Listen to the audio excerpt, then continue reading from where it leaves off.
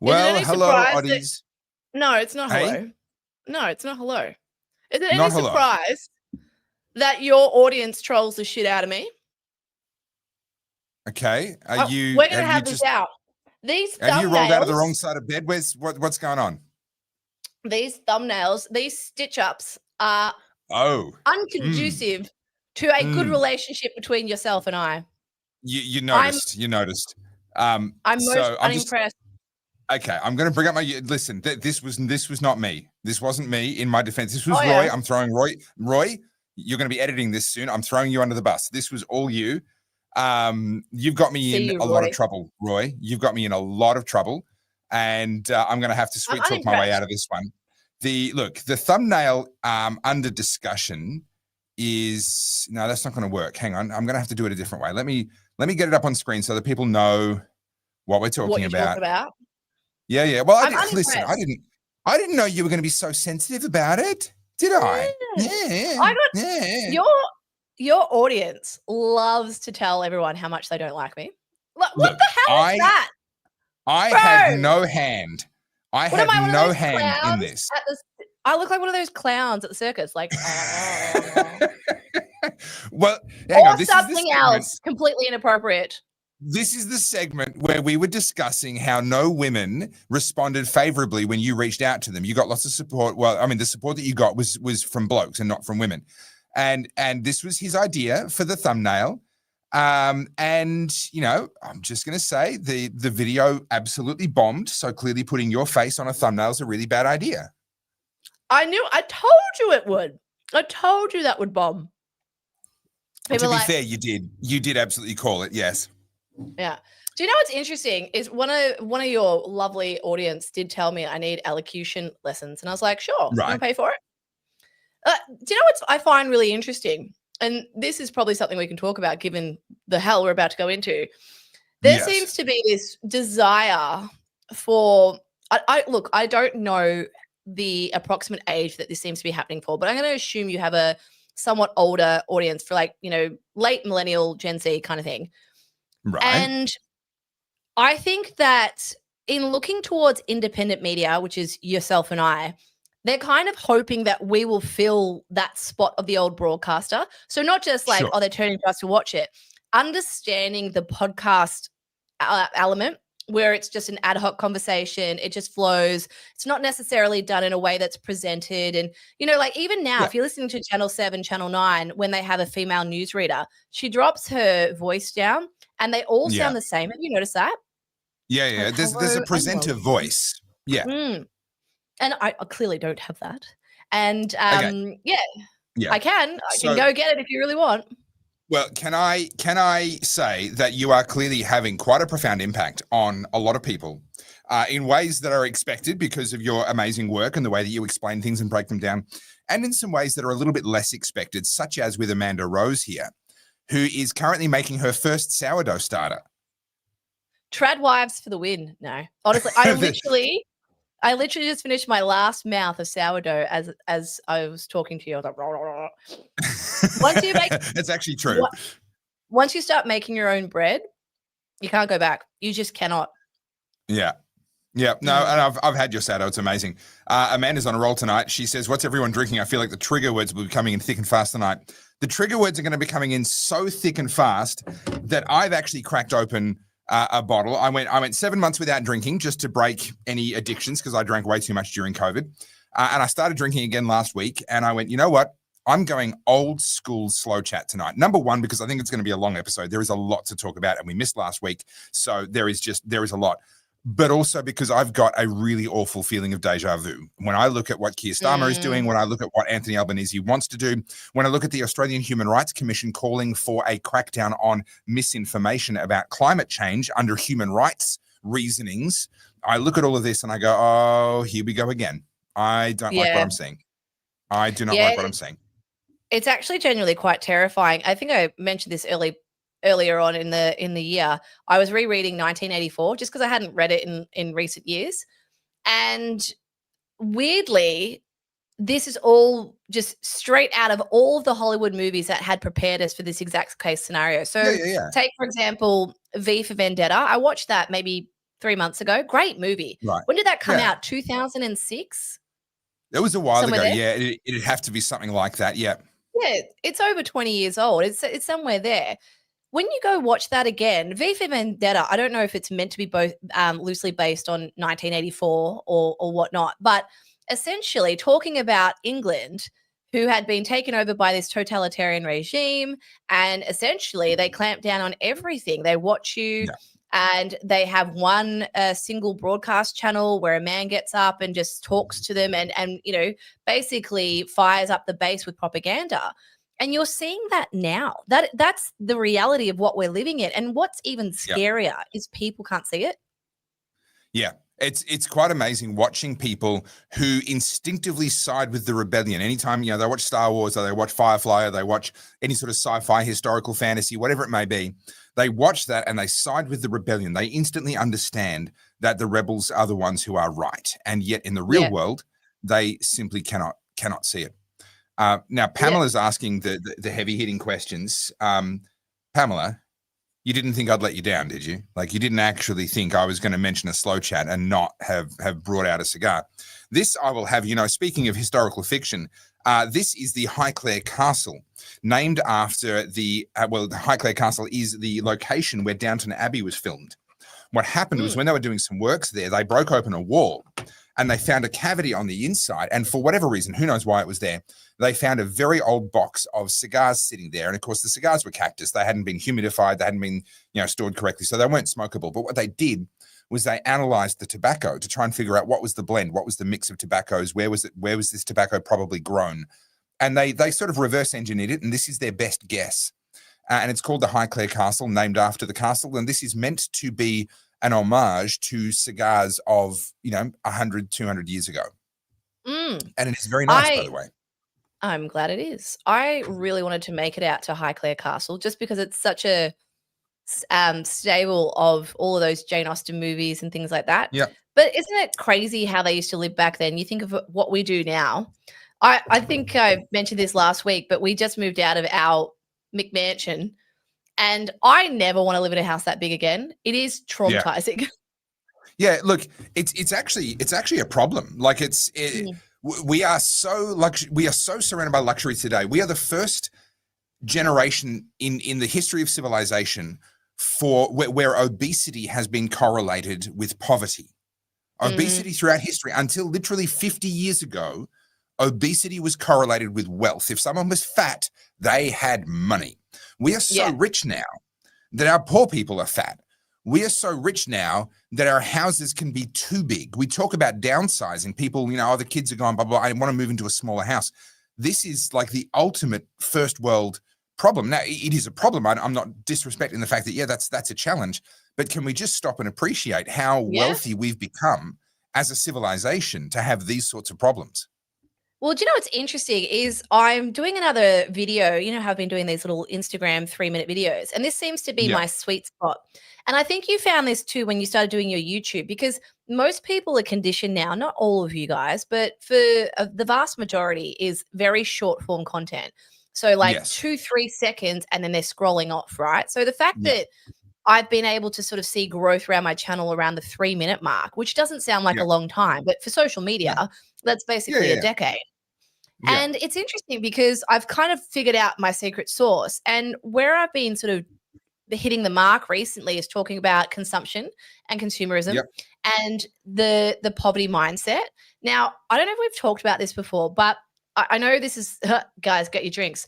This is something I have researched extensively for my master's.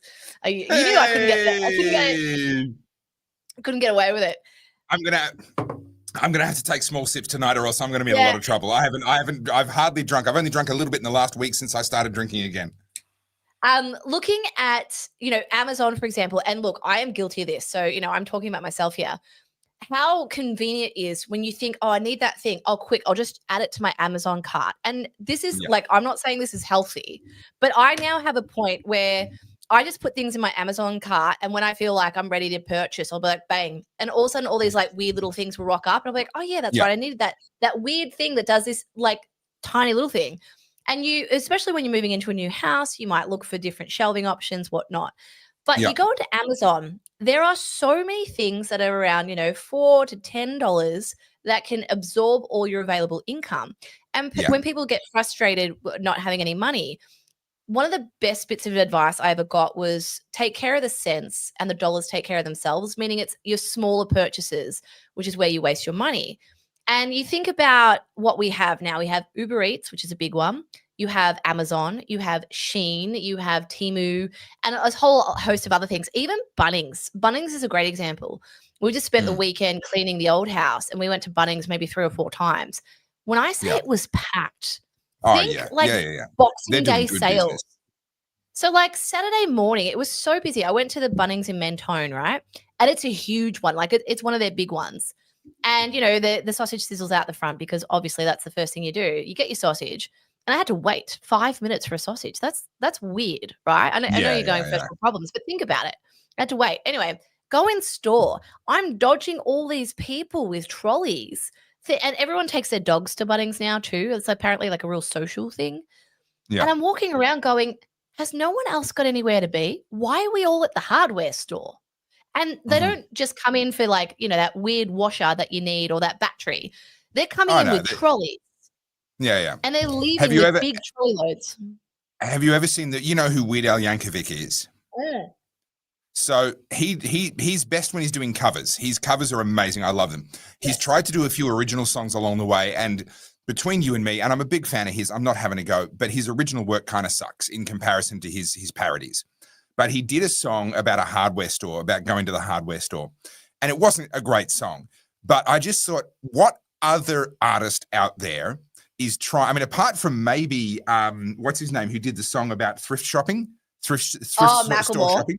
Yeah, apart from maybe him, who's doing songs about going to the hardware store, for crying out loud? It was very, very funny. I want to jump back to this. Sorry. Okay. No, I was gonna say it's a thing now. It's a cultural phenomenon. I think it's because obviously cost of living, overseas holidays probably aren't necessarily on everyone's list at the moment. So maybe home improvements, buying some plants, renovating a small room. Well, see, that definitely happens. This is a really interesting area of substitution, because if you're already in the lower socioeconomic demographic and times get tough, you get to the point where you're eating dry biscuits or just cooking up pasta for dinner and waiting for the lights to get turned off. But for other people, times get tough for them, and they go from having the holiday in Aspen to having a holiday in Australia, or doing things like absolutely doing the home renovation to make their home feel nicer. And so there are industries that can actually benefit even during hard economic times. It's not that there are people in the country doing well. It's just that for them, this is their step backwards. This is the thing that they're going to spend money on now because I don't have the money to spend up there. This is the comment I wanted to get to. Ricky, the Lot 23 is amazing. Perdomo are one of my favorite brands. They're probably my second favorite brand right after Oliva. And their 10-year anniversary in either the Connecticut, the Sun-Grown, or the Maduro, the 10th anniversary, just absolutely magnificent. The Lot 23 is interesting. I enjoy it from time to time, but it's not my favorite out of their range. But it is a very good stick. So I was going to talk about what did you just say? I totally forgot because you started talking about cigars. I had a comment. Well, we were talking about substitution. We were talking about the fact that when times get tough, it doesn't mean the same thing for everybody. So that's a real economic indicator too, the lipstick theory. Are you familiar with this? Yeah, so I think it was the founder of either Estee Lauder or Lancome noticed that in times of economic decline, that lipstick sales go up. So that becomes the luxury purchase. It's no longer, a new outfit or a new pair of shoes. It's a lipstick because it's a rather insignificant expenditure. What's a lipstick? But it makes you feel good. Yeah. And you do start to think a lot more about bang for your buck. You start to dismiss the things that you don't really need. And you really start to think, you've heard that theory around spending. If you're spending your own money on yourself, then you care a lot about how much it costs because it's your money, and you care a lot about whether it's any good because you're the one who's stuck with it. If you're spending your own money on somebody else, like a gift or something like that, you care a lot about how much it costs because it's your money, but you care a lot less about the quality of the gift. You're kind of like, oh yeah, that'll do, right? And then vice versa, if you're on a work trip, you don't care what something costs. You just care about what the result is because you're like, well, I'm the one having the drinks out, or I'm the one staying in the hotel. Who cares what it costs? I want the nice thing. But then you get politicians and bureaucrats because they're spending other people's money on other people. So they don't care about what it costs, and they don't care about whether it gets a decent result. And that's literally how we've decided to run our countries. Do you know, so I'm just going to segue a little bit because I'm just reading the chat and a lot of people saying how tough times are at the moment. And I totally get it, guys. Like, I'm on the same path as you. Like, every time I go to the supermarket now, I have to look at, I went to Bunnings, right? Like I said, 3 times. And I look at the receipt. I'm like, what just cost me $200? I don't have much in my trolley. Yeah. And I had to do a double take. Things that used to cost maybe like $5 to $10 are now $25. Yeah.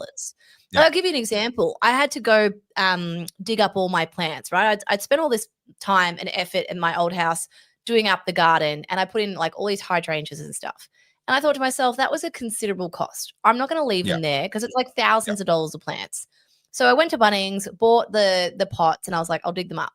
And I thought, I'm going to be in the garden on my knees all day. I'm already sore from moving house. I'm going to buy one of those knee pad things, right? Just to save my knees.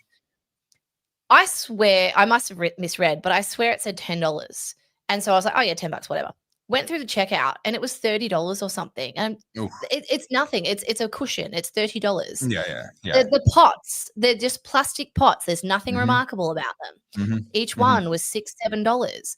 And so before long, you start realizing, it's adding up. So you think about the average person when they're going to the groceries, when they're paying for their utilities, when they're doing those like little recreational trips to whether it's Bunnings or Kmart. How much that expenditure has increased and how little surplus cash is now available.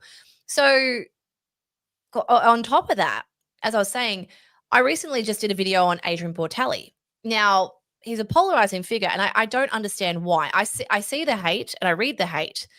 And what it seems like to me, and this is the correlation I wanted to make, is that Australians can sense economic hard times, right? Like they understand that, it can be really difficult.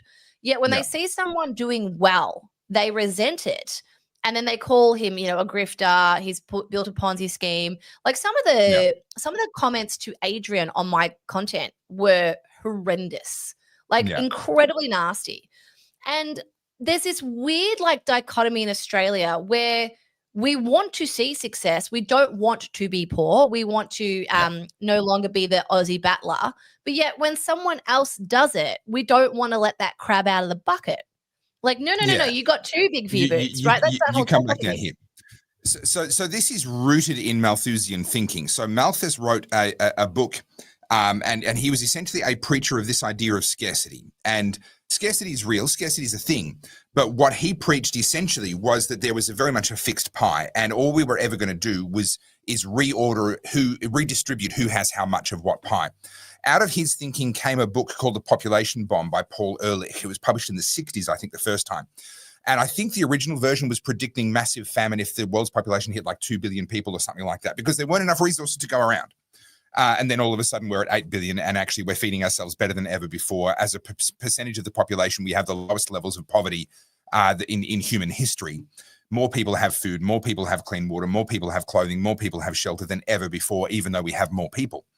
And so there's something else at work here. And of course, the reality, if you understand Austrian economics, if you understand how the world really works, you realize that value is being created and destroyed all of the time. And so it doesn't matter how many people you have. What matters is, are those people on average creating more than they consume, or are they consuming more than they create?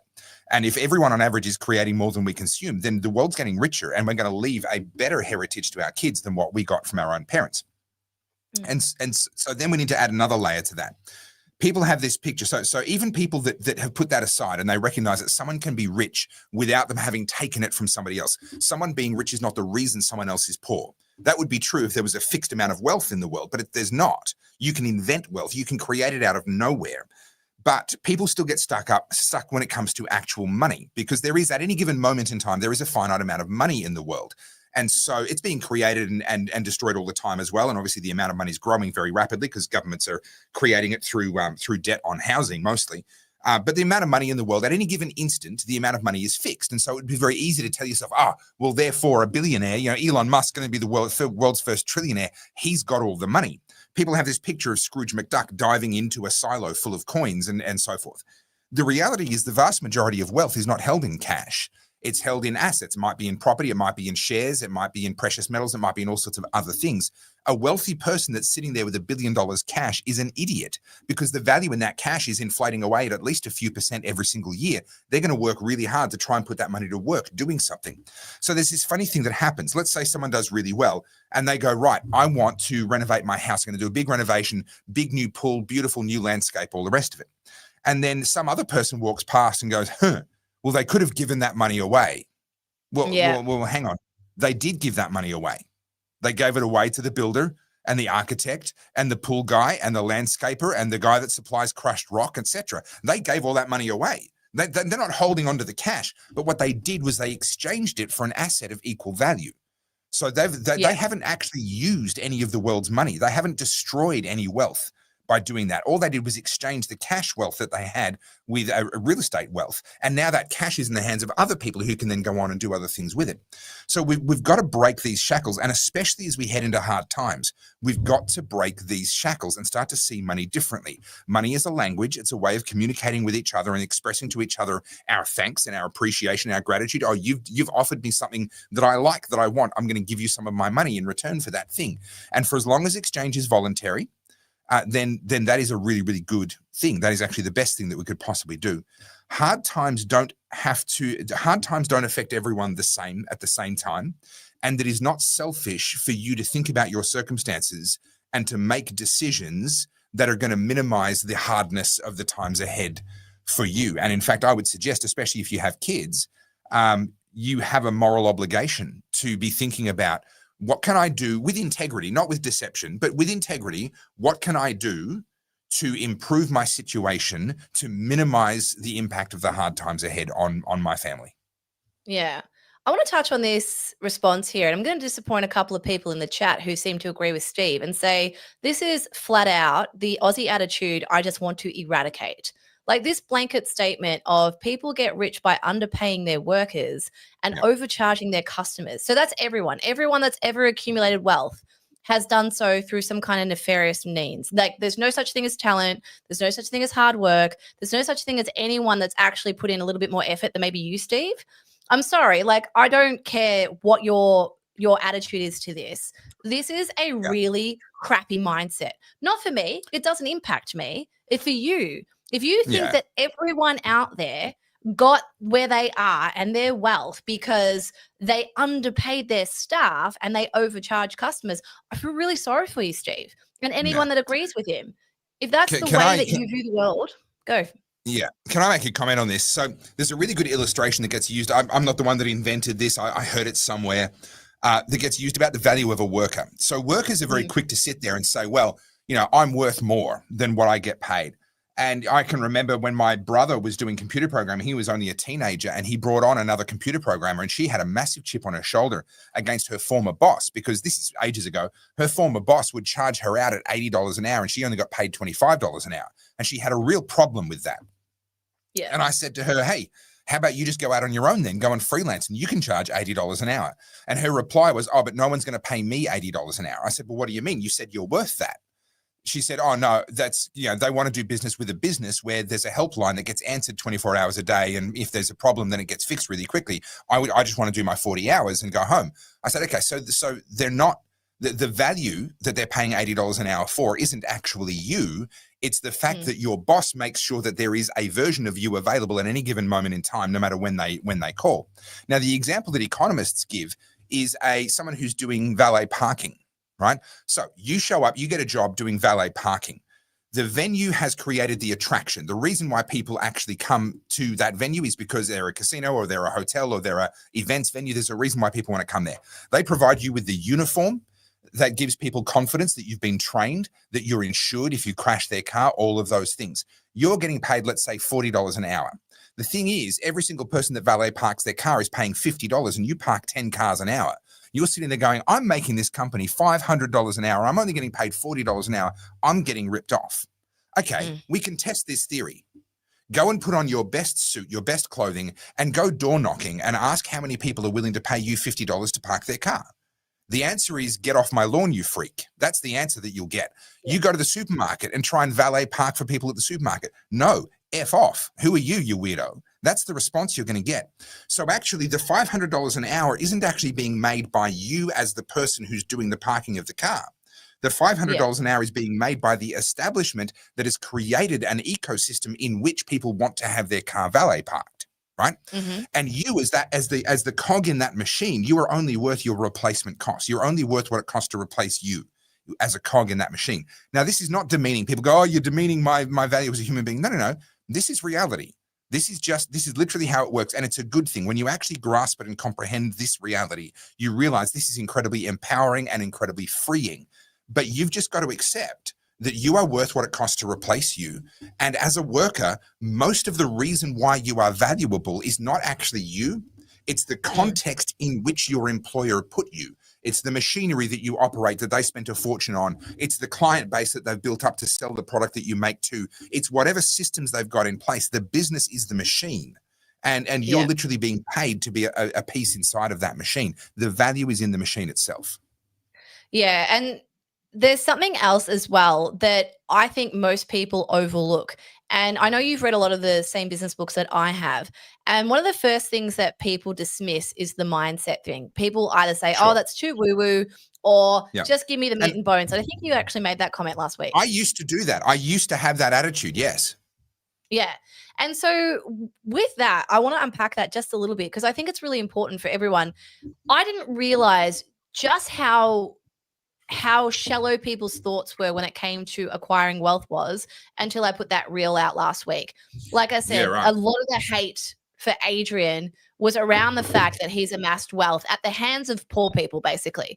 So they're essentially, the punchline was that these people who are spending with LMCT plus, the way he's generated his wealth, are doing so not understanding what they're getting themselves into, which has two problems with it. One, you're saying that these people don't have agency and they're not able to think for themselves. So you, random person on the internet, are the arbiter of all truth and you know better than other people on how to spend their money. And what that does is start to create this like unbalanced worldview where people seem to go, "Oh, that's what you're spending your money on? I'm way smarter than you. Let me tell you about it." And it's frustrating because it's elitist. It is elitist, but it's also like, who are you to tell people how to spend their money? And this is a video I'm currently researching is, people will look at, say, LMCT plus, which is like a raffle, right? And go, "Oh, that's a waste of money." Well, I would argue so are any Temu, Shein, Cotton On, Kmart purchases. Because you spend 100%. $5, $10, $15 and you throw it out in 6 months' time and do it again. And if you have a look over the last 5 years of your life and have a look at all those tiny expenses, whether it's Kmart, Shein, Temu, whatever, any of those things, go. I want to pick up on what you said earlier about take care of the cents and the dollars take care of themselves, because my wife and I took the exact opposite approach. Now we've never been spenders. We're not in the habit of just buying things from Amazon all the time. We do that a little bit more now. We've got kids and there's more sort of needs that we have. But for the first 5 years of our marriage, when we had one kid and all the rest of it, we really very rarely bought small things.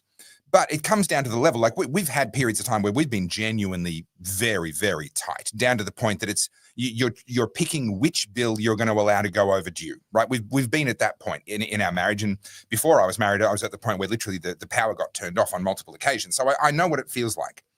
But we were down to the point where it was like, are we going to stop drinking coffees? Are we like, we're at that point. There's really no other luxuries. We're eating very, very basic foods. We made the decision to make a small number of big decisions to save us money, rather than having to cut out what was left of those daily little luxuries that we had. So to this day, we've been married for 11 years. We've got 3 kids. We've only ever owned one car, with the exception of a brief period of overlap where we still had the old one after we'd bought the update. All right. And then we sold the old one. So we're a one-car family in the modern world. Both of us working, both of us running our own businesses. We've got 3 kids. We've got all the same running around that everyone else has. We're a one-car family. That means we've got one vehicle depreciating. We've got one set of registration, one set of tires, all the rest of it. And the car is very, very cheap to run. We picked it because it was going to be extremely frugal as a vehicle to run, the car that we have right now. We've made a handful of other big decisions that you make one decision and it just saves you a chunk of money. We haven't had subscriptions. We haven't, signed up to every single streaming service and all of that. We have, I think, 2 now. I've got Amazon because I do all my books and everything come through Amazon. So I've got an Amazon subscription because it saves me money there. And I've got KO because my one sport is Formula One and I want to be able to watch that when it's on. We've made a small number of decisions that over time have saved us a lot of money. And that means that to this day, my wife still enjoys that daily coffee, the ritual of going out for a coffee. It's sort of, she works from home. She has a home office. So that's what gets her out of the house.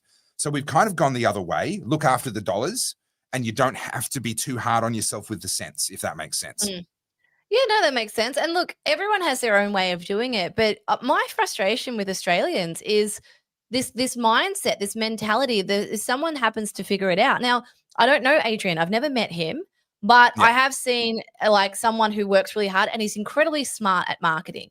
You know, everyone. Yeah, he's a marketing genius. Brilliant. And he understands one thing is that the new currency today is attention, right? Yep, when you have attention, you can do anything.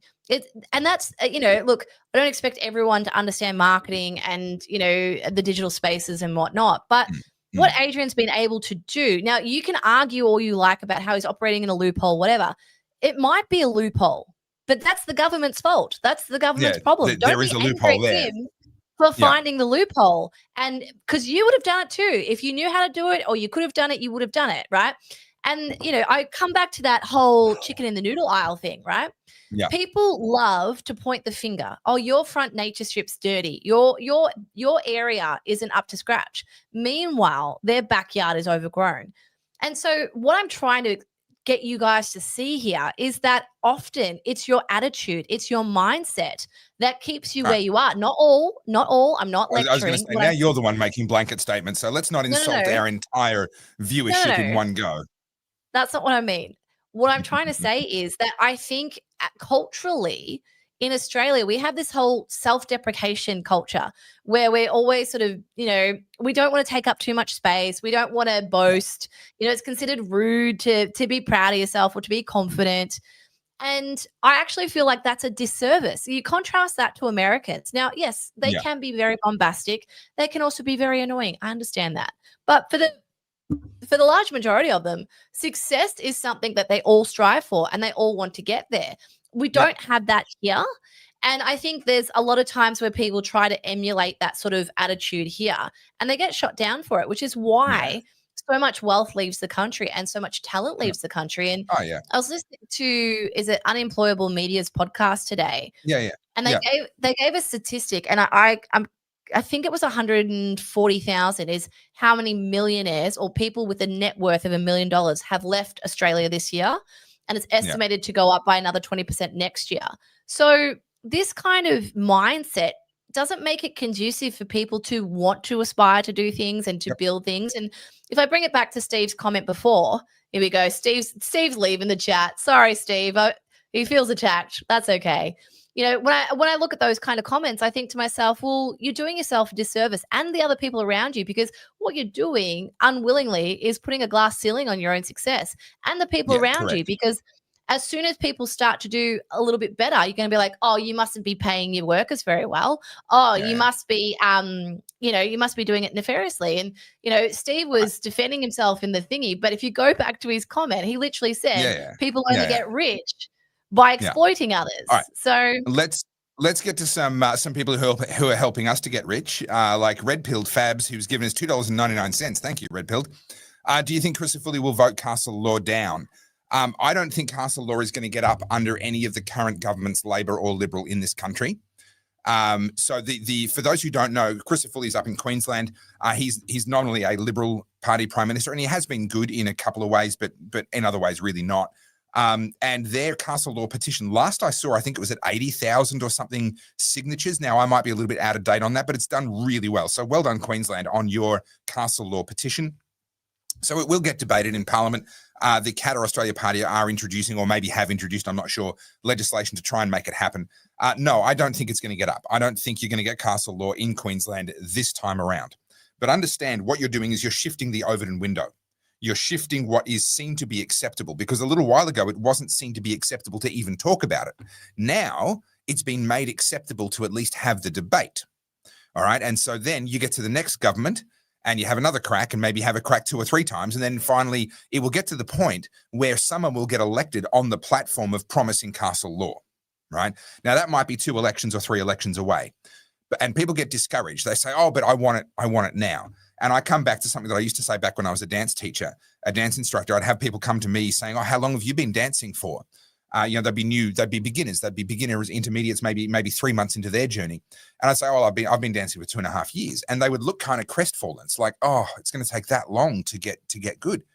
And I would try and explain, oh, it's not that long, blah, blah, blah. And it never worked. It never cut through until eventually I just went to someone. I said, do you plan on being dead in 3 years' time?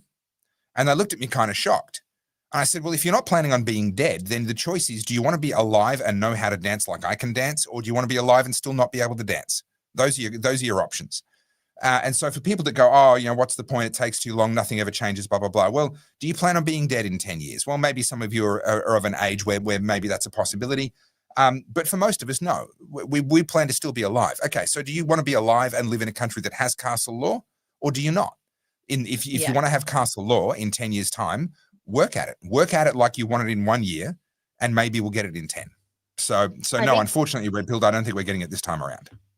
I think there's a misconception about how quickly change can be implemented as well. Like, as much as we all want change, and I'd love to see castle law get up, which is obviously why I put the Victorian petition through. But the issue that I feel like it isn't understood very well is that it takes so long for these things to move through. So whilst you and those of you who are kindly joining us tonight all agree on this sentiment, unfortunately, there's a majority of people who would think that's a terrible idea.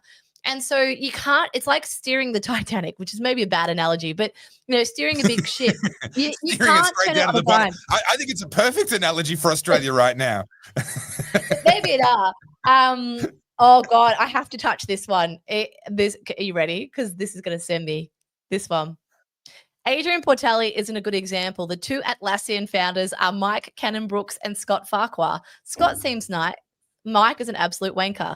If we're using the founders of Atlassian to be the moral, if they're our benchmark, we're in trouble. That's terrifying to me. Tell me, when was the last time Mike Cannon-Brookes went and put a tab at the local Coles in the West and said, hey, guys, come do your groceries, I'll pay for it? Anyone? Yeah. Anyone? Yeah. When was the last time that Mike Cannon-Brookes bought all his fancy stuff and let anyone come near them and sit in them and look at those cars and drive them around Melbourne roads? When was the last time that Mike Cannon-Brookes or Scott Farquhar put themselves around the little people? They don't. And Adrian, I'm not trying to defend him. I'm merely pointing the example that this kid grew up in Keilor, right? Yeah. I grew up in Sunbury. I know what that's like. And he went and did it big, and he hasn't left Keilor. I actually don't know, but I think he still lives out that way somewhere, obviously in a much nicer house. But he hasn't forgotten his roots, and that's what everyone always says. Oh, you've changed. Look, I'm telling you. That's going to be a hard argument for you to win when one of his publicity stunts was putting a McLaren up on the whatever floor of his apartment building. So did you hear his comment I get where you're coming from, but I can also understand why people don't buy it. No, that's his weekender. But contrast to Mike Cannon-Brookes, for example, you go look at him when he was like a little weedy looking dude when they were building Atlassian, and now he's got the Jeff Bezos makeover where they go and start to look a little bit sharper. But that's the fun. You're doing that to me right now, Carly. Come on, you are literally. Carly, I know that, but that's the success, right? But look at them now. Both Mike Cannon-Brookes and Scott Farquhar own prestige real estate around Sydney Harbour Bridge, or it's on around that area there. What's the super fancy? Is it Vaucluse or whatever it is? I don't know, but you contrast that with someone like a Richard White. So he's the guy who's behind. Someone help me out here. He's big logistics software firm. They've gone global. They've done WiseTech. And he's done really well. He still lives in the same house that he grew up in. He's obviously completely redeveloped it, but he's still on that block, still in the same suburbs in sort of middle of nowhere, Sydney. And there is something about that. I mean, maybe this is my own tall poppy syndrome talking, but there is something about that and saying, okay, I'm going to stay where I am and make it better and make my area better and bring some other people up with me just by raising the area, rather than saying, oh, I've made it now, so long, suckers, and go and move to the spot where the rich people already are. I think there is something, I don't know, it's more noble about that. I'm not even sure. And this might be my own insecurities talking, but that just seems like a better path to me. See, it's interesting you say that because, look, I'm not saying this is right or wrong. This is just merely my experience. Like, being a photographer affords me some incredible opportunities to be in the rooms with people I have no business being in a room with. And, Right. you know, I think about like being at ARC, right? Like when we're at ARC, I'm in a room with billionaires. I'm in the room with like actual decision makers and like super, super powerful people. And then, you know, I end up in other rooms taking photos and whatnot. And being the extrovert I am, I end up having conversations with people, again, I have no business having conversations with. And I have found that proximity is honestly the best way to see yourself start to succeed, whatever that version of success is for you. I'm not saying I want to be a billionaire, but there's a totally different mindset around it. So contrast this. Just before COVID, 2019, I was living up in the Bayside area of Melbourne. And I decided to move down to Geelong Way. I was in Armstrong Creek because I was trying to save on rent. And I had this idea that I was going to go and save some money to be able to buy a house. And then COVID happened. Lol. Funny. But anyway, long story short, I got stuck in Geelong. And no disrespect to anyone in Geelong. I still do like Geelong. But there is a total mentality shift. And then as soon as COVID was done and we were allowed to move, I moved straight back up to Bayside Melbourne. And it was like the sun had come out around people who are actively doing things, going places. And, you know, even like something as simple as fitness, like we're back near the beach now. And I went for a quick walk to the beach and everyone was going for a jog, walking, like, you know, everyone was out and about. And I do think proximity can be a really rewarding thing, even if, like, I'm not rich. I'm not a billionaire. You know what I mean? I don't live in a Brighton mansion, but I can still be there. You like living around wankers. Let's just cut to the chase. It's, you know, it's the wankier, the better. Yes, I do. I'm elitist. Right, we need to get through some more super chats. You know, speaking of the grift. All right. So Benjamin Fairhall says, YouTube search for this Tylenol for fevers. Are doctors horribly wrong? Pregnant, why risk even a small dose of thalidomide? This is a reference, I presume, to the blow up that's happening right now over the use of Tylenol or acetaminophen, as the Americans call it, Panadol, as we would call it, paracetamol, for people who are pregnant. And what's really interesting is what Trump came out with was a bunch of studies. Now, I don't know who's right, but it wasn't a thought bubble. It wasn't just him mouthing off. And the reaction, like we've literally, and I don't know if they're just doing this for attention or if this is just mentally ill people or whatever, but the reaction of people going, you know, pregnant women going online and taking videos of themselves for TikTok, taking large amounts, like unhealthy amounts, unnecessary amounts of painkillers. And let's not forget, paracetamol is one that can kill you. It is possible to overdose. It'll destroy your liver and you will die a very slow, painful death over a couple of weeks. Well, this is like one of the first things that people try to do if they're trying to, you know, do the unspeakable thing. It's usually like an OD on paracetamol. And I don't think people realize, because like you have a think back to the 90s and the 2000s. It was like, you know, pop a Panadol ads and Nurofen ads, Sudafed as well. They were very commonplace on TV. And I think a lot of people believe that aspirin and paracetamol are, you know, perfectly healthy for you. They're not. They strip, I'm going to get the name of it wrong, starts with G.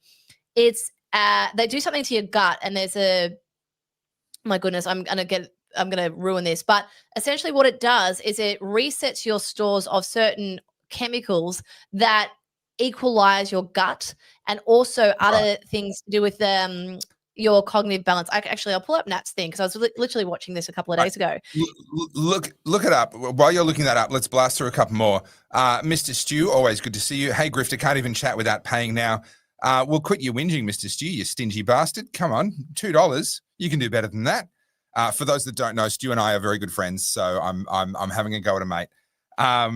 Joe Cameron says, maybe everyone needs their dopamine hit to make existence easier for a brief time. Yeah. Don't deny people simple pleasures. Simple pleasures. This is one of the things that really annoys me about all the nonsense with smoking. Now, obviously, I enjoy my cigars, which is a more expensive hobby. For those that are sitting there going, oh, he's talking about cost of living and smoking a cigar. I have a business partner. We import cigars. So I'm not paying the retail price on cigars. And I have to keep up to date with the stock and how it's aging and make sure that nothing ages out and gets too old. So I do have to sample our wares from time to time. All right. So that's how I do that. All right, you go. Okay, I've got the thing about the Tylenol. So this is from a doctor, an actual doctor. So for the record, taking Tylenol or paracetamol if you have terrible pain, it's not a bad thing to do occasionally.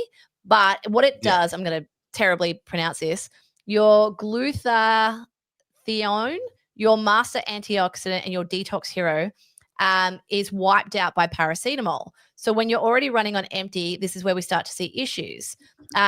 This is why hospitals use NAC, N-acetyl cysteine, for paracetamol overdoses. It refuels the, oh my God, these words, glutathione stores. I'm so sorry. I'm butchering this. I know. And here's we need the book of words for tonight. We need the book of words. This has got to be in there somewhere. But yeah, so there are actually disadvantages to taking paracetamol, which, I'm not here to tell you guys don't take it. It's more so like, there's a cost of everything. And I don't think see, there we go. Bronny's got me. Thanks, mate. Thank you. And Amanda's got it. Thanks, guys. I appreciate that. So, what I found so interesting around that, and purely from a psychological study, is anything Trump says, the progressive left will do the absolute opposite. Yeah. So if he says with no thought. But so much so. I mean, there was a couple of like really weird videos that went around that I can't conclude whether or not they're actually real. There's this story about a pregnant woman took it and then she was dying. I think I sent that to you. I don't know if that's true. I saw that story. I haven't seen any verification. It's not completely outside of the realms of possibility, but it's also exactly the kind of sob story that people would write for clicks. So who knows? Well, the fact we're living in a world now where that sounds plausible is quite concerning. That's pretty sad. But yeah, the interesting thing about this is, even Tylenol posted a tweet. You guys saw this on X saying, we don't recommend pregnant women take it. But the fact that Trump said it, everyone just immediately goes, this is, against science. Like there's even a screenshot of all the CNN headlines from the last decade talking about it. Yeah. And then obviously fast forward to 2025 and the entire attitude changes. And I'm not trying to convince anyone to vote for Trump or to be on our side of the fence, but merely look at that and go, guys, these reactions aren't normal. This is not how we're meant to operate. We need Donald Trump to come out and claim that oxygen is essential for life. And then all the idiots on the planet will work very hard to prove him wrong. And the gene pool will get a good cleansing. I'm a big believer in taking the warning labels off things, honestly. Yeah. All right. So we did put this one up earlier when we were talking about Adrian Portelli. But Joe Cameron says, I find it annoying when people look at someone successful and use the word luck. More often than not, it's hard work. You're absolutely right. There is almost always an element of luck, but every single one of us gets a stroke of luck from time to time in our lives. To different degrees. That looks like different things for different people. But there are people who position themselves to be able to really make the most of it and run with it when they get that. And there are people for whom it doesn't make a lick of difference because they're just not, they're not thinking in those sorts of terms. So yes, and almost always the people that are really successful, even if there was an element of luck at some point, the luck was at least in part because of hard work, and the luck made a difference for them because they continued with the hard work in order to actually get them somewhere. Can I play you that reel? I just feel like it's worth showing just to get people to. I'll tee it up because I'll finish with this, and then we're gonna jump over to a really sad story. But I'm gonna say something that will probably get me in trouble. So before I get cancelled off the internet, let's play this. I'm just gonna cue it up, and oh, hang on, I can only do one at once, can't I? Sorry. Right. While you're doing that, can I just quickly address another super chat here? Shooter Down Under says the Shooters Fishers Farmers Party is trying to get red tape cut so that hunters can donate their meat to the homeless. Will you do a video about this? If you can send me through something, just send it through sofafield@gmail.com. send me through something. I'd love to see that, because it is a huge issue where hunters literally they can't even give their meat away. It's ridiculous. They should be able to sell it, to be honest. But yes, at the very least, to be able to donate it would be a good step. So Shooter, send me through an email, tofafield@gmail.com. Isn't that alarming where you have a viable avenue to be able to feed people and we're like, no, it doesn't pass the bureaucracy. Like that's, I just, only in Australia. Do you know what I mean? It only doesn't have the relevant paperwork. Yeah. Anyway. All right. I'm going to add this over. Let's start it again. And Aussies are wasting no time jumping on their favourite pastime, a good old-fashioned tall poppy takedown. Adrian Portelli buys out Derrimut gyms, and the comments, absolutely insidious. So let's talk about it. Yesterday it was announced that Portelli had bailed out the struggling gym chain, and as predictable as ever, one scroll through Reddit or Instagram and it's the same old tired chorus. Portelli's a con, he's exploiting people, and if he's so rich, why doesn't he just give it all to charity? Well, Derrimut was in serious strife. Massive ATO debts, unpaid rent, and hundreds of staff at risk. Portelli steps in, negotiates, pays creditors, and keeps around 800 people employed. Like him or not, that is what capital does. That is money hard at work, saving infrastructure and saving jobs. But you won't see that in the comments because the outrage only ever cuts one way. Every day, CEOs of corporate monoliths siphon off cash into their Sydney Harbour mansions or their private jet, and no one bats an eyelid. So long as they play the game, say the right buzzword, they're an LGBT ally, or they're a climate warrior, all is forgiven. Let's take Mike Cannon-Brookes, Atlassian co-founder. Buys himself a $75 million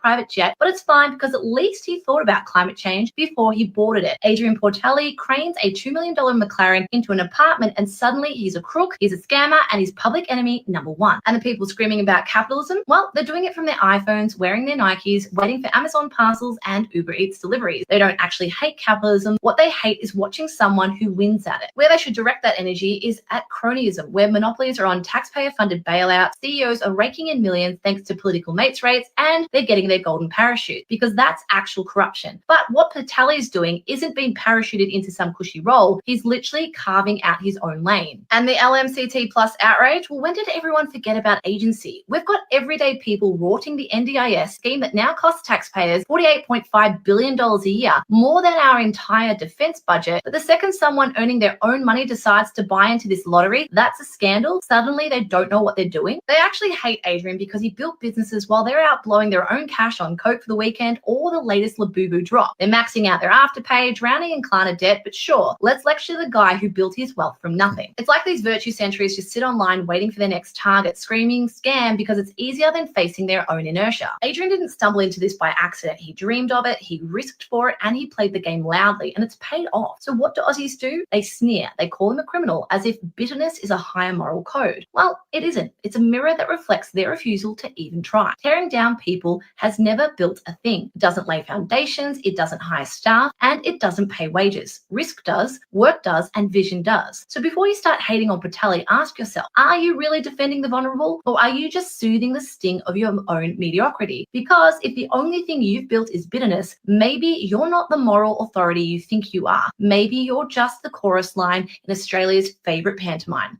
the Tall Poppy Parade.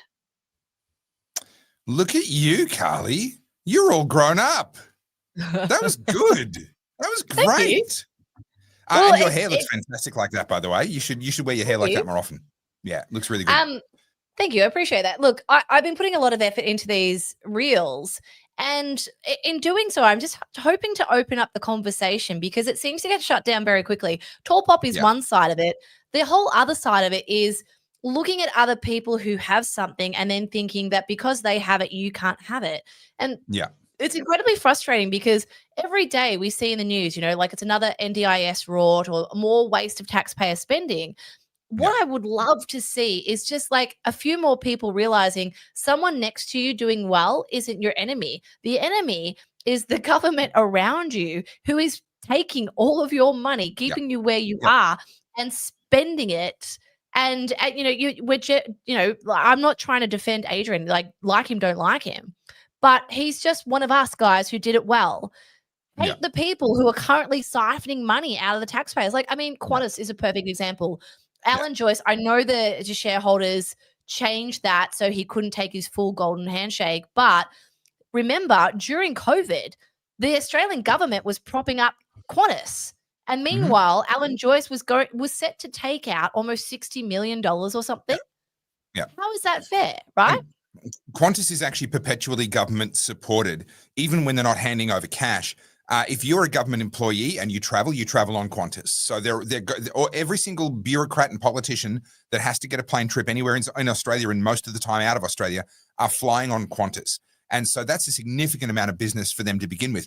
But the same is true of all of our media and so many different companies now. Even though the company is private, they don't receive any taxpayer support.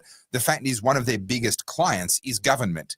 The advertising revenue that was spent during COVID with all of our media organizations was enough to buy their silence. This is one of the reasons why the media organizations all fell into lockstep with everything the government said, federal or state, is because if either of those, if the federal government or the state government had withdrawn their advertising budget during COVID, the networks would have folded. So the government actually owns a hell of a lot more of the economy than we realize. Doesn't own it on paper. On paper, it belongs to shareholders. But the truth is the government's got absolute control over all of it. So no, you're absolutely right. And can I just say again, watching the way that you have just grown over the last couple of years is amazing. And those sorts of reels and the way you're putting that together, the graphics and everything else, keep doing that. There is a reason why your audience is growing so fast. Yeah, well, what's interesting as well, and this is just a nice little aside from what I did. I mean, something like that, to be honest, it takes me about 5 hours to do it. I've got to research it, got to write it. I can see that. Yeah. Film it and edit it, right? So 5 hours, and I just merely want to make this point. No one's paying me to make that, right? That's me doing that off my own back, volunteering my time to do that. And I choose to do that, right? So here's the agency part of me. I'm like, I feel passionate about X. I'm going to do X off my own back. No one's forced me. There's no financial incentive. And then I put that reel out there, and then it went quite viral. I think it's almost at 300,000 views. And I got the attention of some very good people. Lamborghini Australia followed me, for frick's sake. And site inspections. Mr. Non-compliant. This is like that is high praise indeed. I've made it, guys. I don't know what his actual name is. You know, if you ever get him in studio for a podcast, he's going to look at me and go, "Good from far, far from good." I love that guy. I love his shows. Adrian himself followed me and a bunch of other people. And what I mean by that is, if you listen to the podcast last week, I was talking about how women lock each other out, and how, and I mean, that was the one that we're talking about where you gave me that really dodgy thumbnail. You're welcome. And so with that, right, I was talking about last week, for those of you who may have missed it, how, as a woman trying to network, like as a photographer, my entire job rests on the fact of my ability to network and meet more people and put myself out there. So it's a huge part of the job. And when I do that with women, I don't get a very big success rate. I this is my experience. I'm not saying it's everyone's. It's just me, myself. I have noticed that men are more willing to open the door, let me come in and volunteer, let me hang around, let me learn. Women, not so much. And so when you contrast that to what's going on here, I find it incredibly frustrating how do I say this without offending everyone? When has offending everyone bothered you before? Why start now? Yeah, I just find it interesting. So I've made a reel, right? I put the reel out there, and there was every opportunity no one would have seen it. And in the end, lots of people saw it. And now it's put me on the map is what I was trying to say. So traditional methods of trying to knock on the doors, send emails don't necessarily work. I've made a reel. It got me attention. And now people know who I am, or have started following me, which is great. But that wasn't luck, guys. That was, hey, I have an idea. I'm going to do it. It's going to take me time. I don't get paid for it. And the reward was being introduced or having a connection to someone new. And so as things change and as this media landscape changes, there are opportunities like that. But I think where a lot of people get frustrated is because you don't see the opportunity, and not necessarily all of you, but some people don't see the opportunities. Therefore, it must be ill-gotten gains, or they've done it through some kind of back channel, Yeah. So can I pick up a common criticism that I hear is, oh, well, we can't all do that. And people say that about me from time. Oh, well, we can't all be online influencers, whatever. And I say, well, you're absolutely right. If we all tried to be that, then we'd all be desperately in need of a plumber and a doctor and all a truck driver and all that stuff. But everyone can do something. There's a guy that I know very well, and I have a lot of admiration for him because he works really, really hard for his family, and things aren't easy for him right now. And he's running a business that he doesn't love. He's not doing a thing that he's always dreamed of doing, but he's working hard to provide for his family and do the right thing as a man, as someone who is responsible for his children and for his household. And on the side, he's playing with AI, and he's going quite deep into AI, and he's getting it to do things for him that I don't know how to get AI to do for me. We've had some discussions around that, and I don't know if that'll lead somewhere hugely valuable for him or not. But the point is, he's trying to make his own luck. He's trying to find an opportunity. He's saying, hey, AI is the big opportunity. If I can wrap my head around this and get it to sing and dance for me in ways that other people haven't figured out, then I might be able to create an opportunity for myself and break out of this situation that I'm in right now. And I have nothing but respect and admiration for someone who simultaneously, he's not sitting back going, oh, I'm not going to work because I'm working on this dream, this moonshot. No, he's working his ass off, doing the right things every single day, and then putting his effort into that thing that he says, mate, this might be the thing. And that's where, going back to the comment that we brought up earlier about, people saying, oh, they just got lucky. No, people make their own luck. And not everyone can do what you do, Carls, or what I do, or what Adrian Portelli does. Yeah, of course, not everyone can do that, but everyone can find something. The problem is a lot of people have told themselves that they can't, and so they're not even looking. Well, this comment here, I'm a bit confused by this. Sounds a bit communist. You don't get paid, but you get to meet someone. I think you missed the point of what I said. I said I went and did something voluntarily, and I put effort into something, and I got a reward. And that reward is basically like knocking the door down that I wasn't able to knock down before. Yeah. It was a different way of doing the same thing. Like it's a different way of networking. So the principle here is very simple. In the modern world, you sell, and sales is a part of all of our lives, by the way. No matter what you do, you are selling all the time, in relationships, in friendships. Even if you're an employee you don't have a sales role, you are selling to your boss, you're selling to your coworkers all the time. Sales is a huge part of life. And it is necessary in today's world to open doors by bringing value. And this is where social media has created an enormous opportunity. The reason why Lamborghini Australia and the site inspections guy, etc., followed you as a result of that reel is because they saw value. Now, what they saw might have been different. So some people saw value in what you said and said, hey, I really value that perspective. That's fresh. I haven't heard that before. That's helped me, or that's confirmed what I was thinking. There's a lot of people that would be the value. For others, the value might be a strategic value. She's an up and comer. I want to keep an eye on her because sometime in the future, I might want to do a collab with her, or there might be something in this, right? So different people will see different things. When I say value, I'm not saying the same thing for everyone, but every single person that's followed me, 14,000 on YouTube, and, sort of the better part of 350,000 across all my social media platforms. Just a little flex there. The reason they clicked that button is because they saw something valuable. They saw something that they valued, whatever that was for them.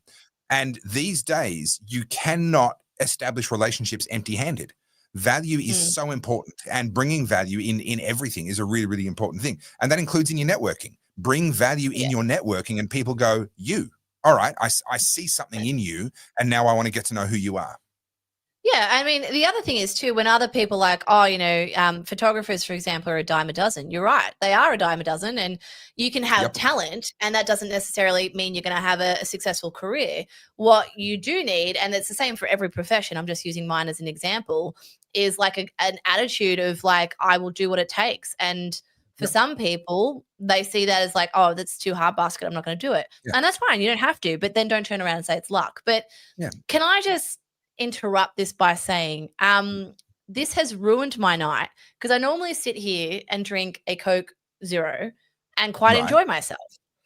I have put in here an ice cube that must have been in the fridge for like 6 months, because my Coke tastes like refrigerator, and it's disgusting. Do you want to go and get another drink, and I'll blast through a few of these these super chats here, but I do want to say you were talking about bringing value and just being really good at what you do, and I just think of Monica Lewinsky, like that's how she really made it in the world, was bringing value. So I think she's a really good poster child for that. I think your brain must have gone elsewhere and you didn't quite hear me. All right, so Pro Engineer, we put this comment up earlier. Hey, Oddies, don't forget to like and subscribe. Yes, please like and subscribe, especially if you're watching on my YouTube. Can you please go across to the Oddcast HQ and follow there? We're up to about 3,400, I think, and I'd love to see that grow even more. So if you could head across to the Oddcast HQ on YouTube and subscribe to that. BH says, I cannot see a way of stopping Australia going full commie. We did vote Labor in recently, this being a minor right candidate. I think this being you, being a minor right candidate. Yeah, it's concerning. What I think is happening here is we're watching an incredible clash take place. And Donald Trump getting elected was not on their list of things that was supposed to happen. When I say there, I mean the World Economic Forum, the UN.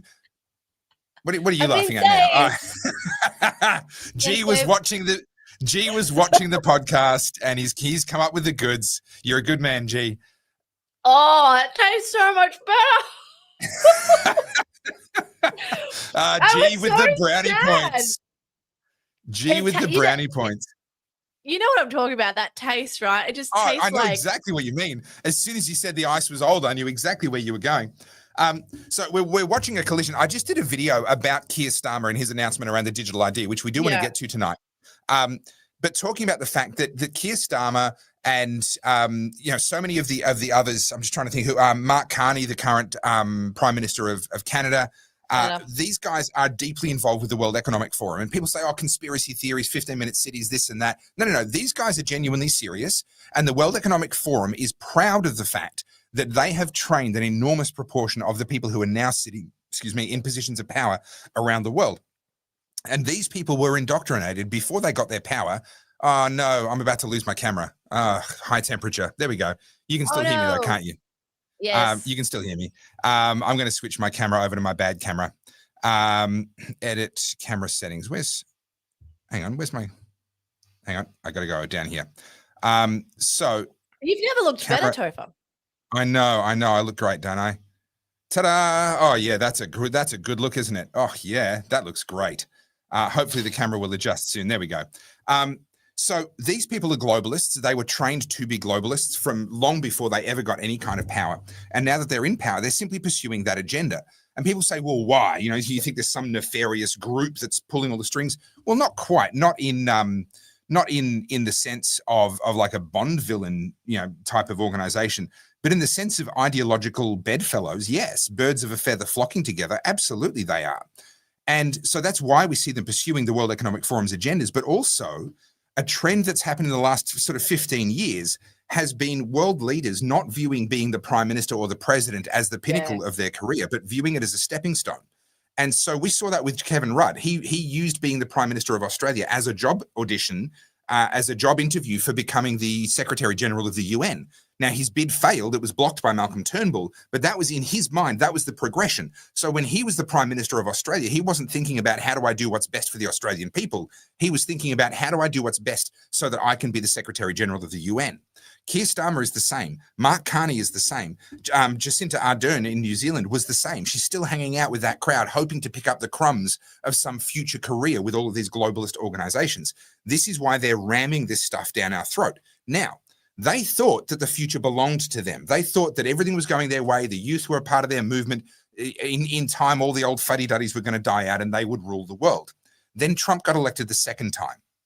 And things have gone really wrong for them. Trump is marching away from all the climate change hysteria, which is very much the basis of a lot of their attempts to get control, is to be able to fight the climate, save us all from climate doom.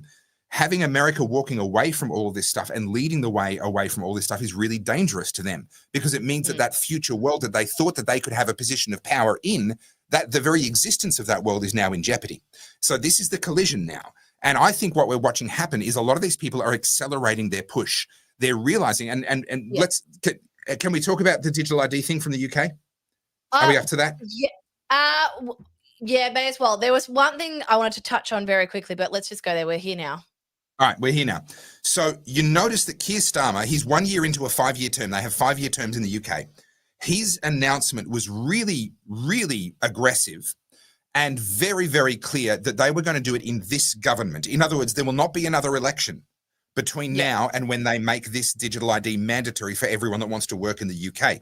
Why? Why is that so important? Well, because it's getting smashed in the polls. If there was an election held today, Nigel Farage would be the next Prime Minister of the UK. So he knows he has to ram this through. They know that this collision is happening, and they know that their window of opportunity is closing.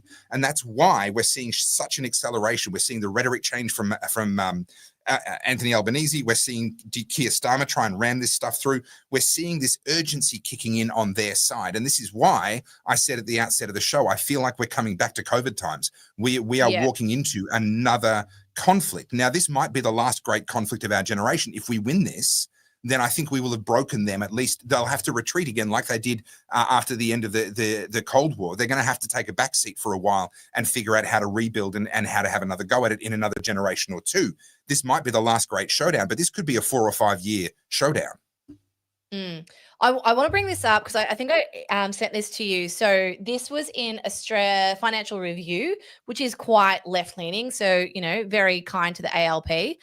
And so obviously Albanese is going out and doing a whole press jaunt at the moment. So he's hanging out with Trump, or is it with Trump a couple of days ago? Now he's over with Albanese. And this address with Keir Stammer was terrifying. Did you watch this?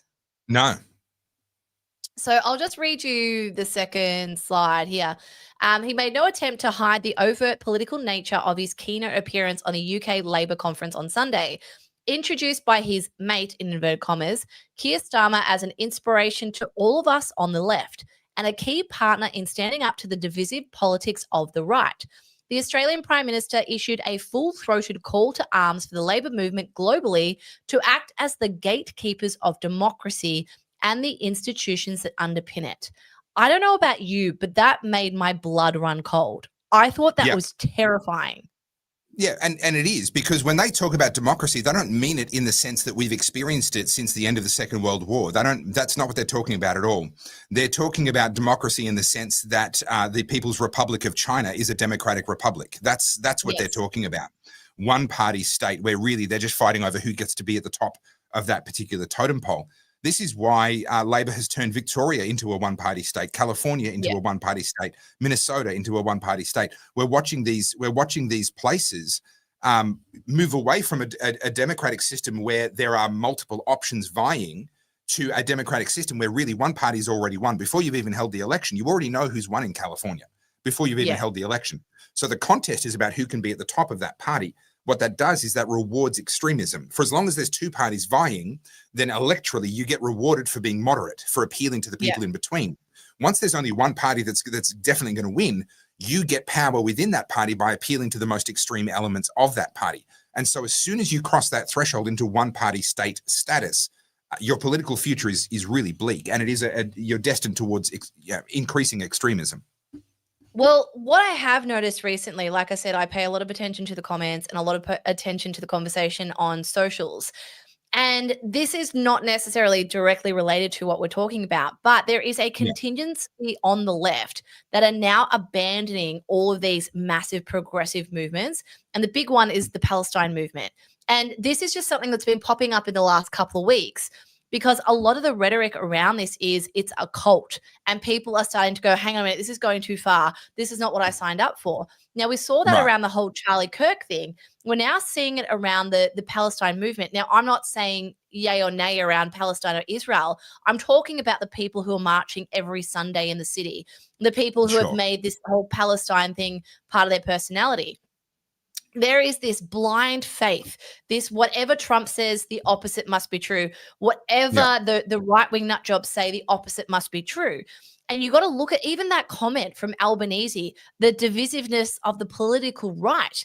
They can't help themselves. They need to constantly remind you of this division, of this hatred, constantly fan the flames of this hatred. Now, in contrast to that, when it came to the Charlie Kirk stuff, for example, the right, or the people who supported Charlie Kirk, just wanted to go and mourn the loss. They weren't trying to get up and do political speeches. The left made it political. The left have to keep introducing this. And so with this whole digital ID thing, I was watching the Lotus Eaters talk about this today because I just wanted to understand it from a UK citizen's perspective. They know Keir Stammer is done. He knows he's never getting back in. And it is very likely if it were to go to election that Farage would come in. But there is such anger from the national crew of the UK. I'm not talking about the people who have migrated in the last decade. I mean, your UK nationals, they are done. So obviously with Tommy Robinson leading the charge and things like that, what you're seeing is there is a huge grassroots element here. And a bit like all of you guys in the chat, everyone's kind of fed up. Everyone's angry. No one's quite sure where to channel that energy yet. And that's kind of how these revolutions go. And it was interesting in that speech that Anthony Albanese gave is the one thing that Labor politicians need is time, because everything takes time. If you want to balance the economy, bring the housing crisis back down, you need time. What they're saying is you need to keep voting for us because we will solve that problem. We just need a one-party state. And the same goes for revolution. I mean, we've talked about this a couple of times now. It takes time to change things. The pendulum doesn't swing back overnight. So whilst you can get frustrated and fed up that the change isn't happening quick enough, I think you go and have a look at some of these parameters. There is a genuine colossal shift. Even in the US, the amount of people who are done with the Democrat Party because of the super progressive nature of it. I think the Charlie Kirk thing made a lot of people go, holy shit, I'm standing with people who celebrate murder. That's not what I signed up for. The Palestine thing, I'm standing up for people who want people to be genuinely slaughtered. I didn't sign up for that. There is hope, but I think we are literally at that final battle and it's going to get ugly. I really do think so. Yeah. This is a huge collision that's happening. If I can come back to this comment one more time before we move on. The social change that I've been talking about for a few years has now become quite obvious. I've talked about it at length. I'll talk about it very briefly. Every revolution, every culture breeds its own counterculture, right? The sexual revolution of the 60s was a counterculture to the 40s and 50s and the conservatism of the United States. And every revolution the revolution always eats its own children. And it's when you see both of those things happening at the same time that a big social change is on. And we see that both of those things are happening. I've talked about that before. So what we're in the middle of right now, and it started, I would say, in 2022 and became obvious to me in 2022. And then it's become, I think, obvious to everybody that we are witnessing the next great social change since the sexual revolution. This is a 1 in 60 year event. This is a once, maybe twice in a lifetime event that we are witnessing happen right now. And it's quite incredible. Now, what happened with Charlie Kirk and the reaction to Charlie Kirk, the reason why that resonated as deeply as it did is because it is pushing the social change that was already happening further in the same direction. It's the reaction to that was this righteous indignation of a group of people that had already begun to move. And now they're moving faster and they're moving further and they're growing in number than ever before. So that has put that social change on steroids. History may well look back and say that it was the assassination of Charlie Kirk that did it. I would argue it was already well underway, but it was quiet. The assassination of Charlie Kirk made a lot of people get noisy and get loud. I'm really, really, really optimistic about the future, but we have to get through a hell of a fight over the next, I would say, 4 to 5 years. We have to break the will of the people that want to dominate humanity and raise this social consciousness to the point that we reject them instinctively. We reject them at a cultural level, not at a political level. Politics is downstream of culture. Once we get to the point where we are rejecting the very idea of that kind of dominance at a cultural level, then we'll be okay for a generation. But then, of course, in the following generation, it comes around again. Every generation has to do this. This is our turn. Past generations have had to fight for freedom against tyrants that invaded them from other countries. Our generation has to fight for freedom against tyrants that have taken over our own countries. That's the difference, but it's the same fight. So on that, when you talk about culture, something I am definitely seeing a massive shift on, and I try and present some good news occasionally because it can feel really overwhelming, but this is some good news. So you're familiar with the whole, if you have nothing nice to say, then don't say anything at all, right? We grew up with that. Now, thanks to social media, now you've got the whole Mike Tyson quote, right? Social media is making far too many people being comfortable, being disrespectful, thinking they won't get punched in the face. You look at the last, I'm going to say the last 10 years, maybe a little bit longer than that, maybe 15 years, the offended culture. Everyone Yeah, around like the 2007, 8 started to say, oh, that's offensive. And then it wasn't until the woke movement really took hold that people started to go, you can't say that, right? So all of those PC police came into full effect. Yeah. Yeah. What I'm realizing now, and I think more than ever since the Charlie Kirk thing, maybe it's because I'm looking for it, but I definitely see this. We had fuck around, find out. Now we've got, I don't owe you nice anymore. I don't need to be nice to you anymore. Conservatives and people who have what I would say strong values tend to hold themselves to a higher standard. And you might have someone who's on the left who's, going to be like in your face and yelling at you, the kind of people that go to the marches and they don't care and they're on social media ranting, your Abby Chatfields, all those kind of people. The equivalent to that on the right is this, you and I having a chat. Having a conversation. We don't tend to get worked up like that. We don't get screechy. Not to say that we don't get worked up, but for the most part, like if we're trying to get someone to understand us, we're not going to do it like that, without any emotional regulation. What I'm seeing now, particularly around socials, is people aren't taking this crap anymore. So like, for example, so. someone will come into the comments and start writing something nasty. And then other people are like, no, fuck off. I'm done with this shit. No more. We've given you way too much. And I know that seems really small, right? And you think, oh, how does this play into things? Well, what it means is it's culture. People are starting to go, I've had enough. And they're expressing it on such a small, what seems like a small shift. That across the world is seismic. People are starting to go, no, I'm not going to tolerate 100%. Your craziness. No, you're not going to sit here and tell me that I'm a racist and that I'm a bigot, right? People are done. We've been told that they're a Nazi for simply going, hey, maybe you shouldn't mock a widow whose husband just died. Yeah, that's right. Now, I do want to touch on that, but I want to come across to this question from Joe. Carl's, the UK is putting through a leaving tax if you wish to leave. Thoughts? I think it's imprisonment. That's directed at you, Carl's. I'm going to open the door to my studio and get some cool air in here because it is getting really seriously warm. You go. So with this, what you're seeing here is exactly that. People are the government is trying to stop the wealth leaving. They know exactly what's going on. They know this is pushing people away. And so thanks to things like Bitcoin and, crypto exchanges, people are now realizing there's other options, which is why they're trying to hammer in this digital ID. They are trying to get you into a system to stop you moving around.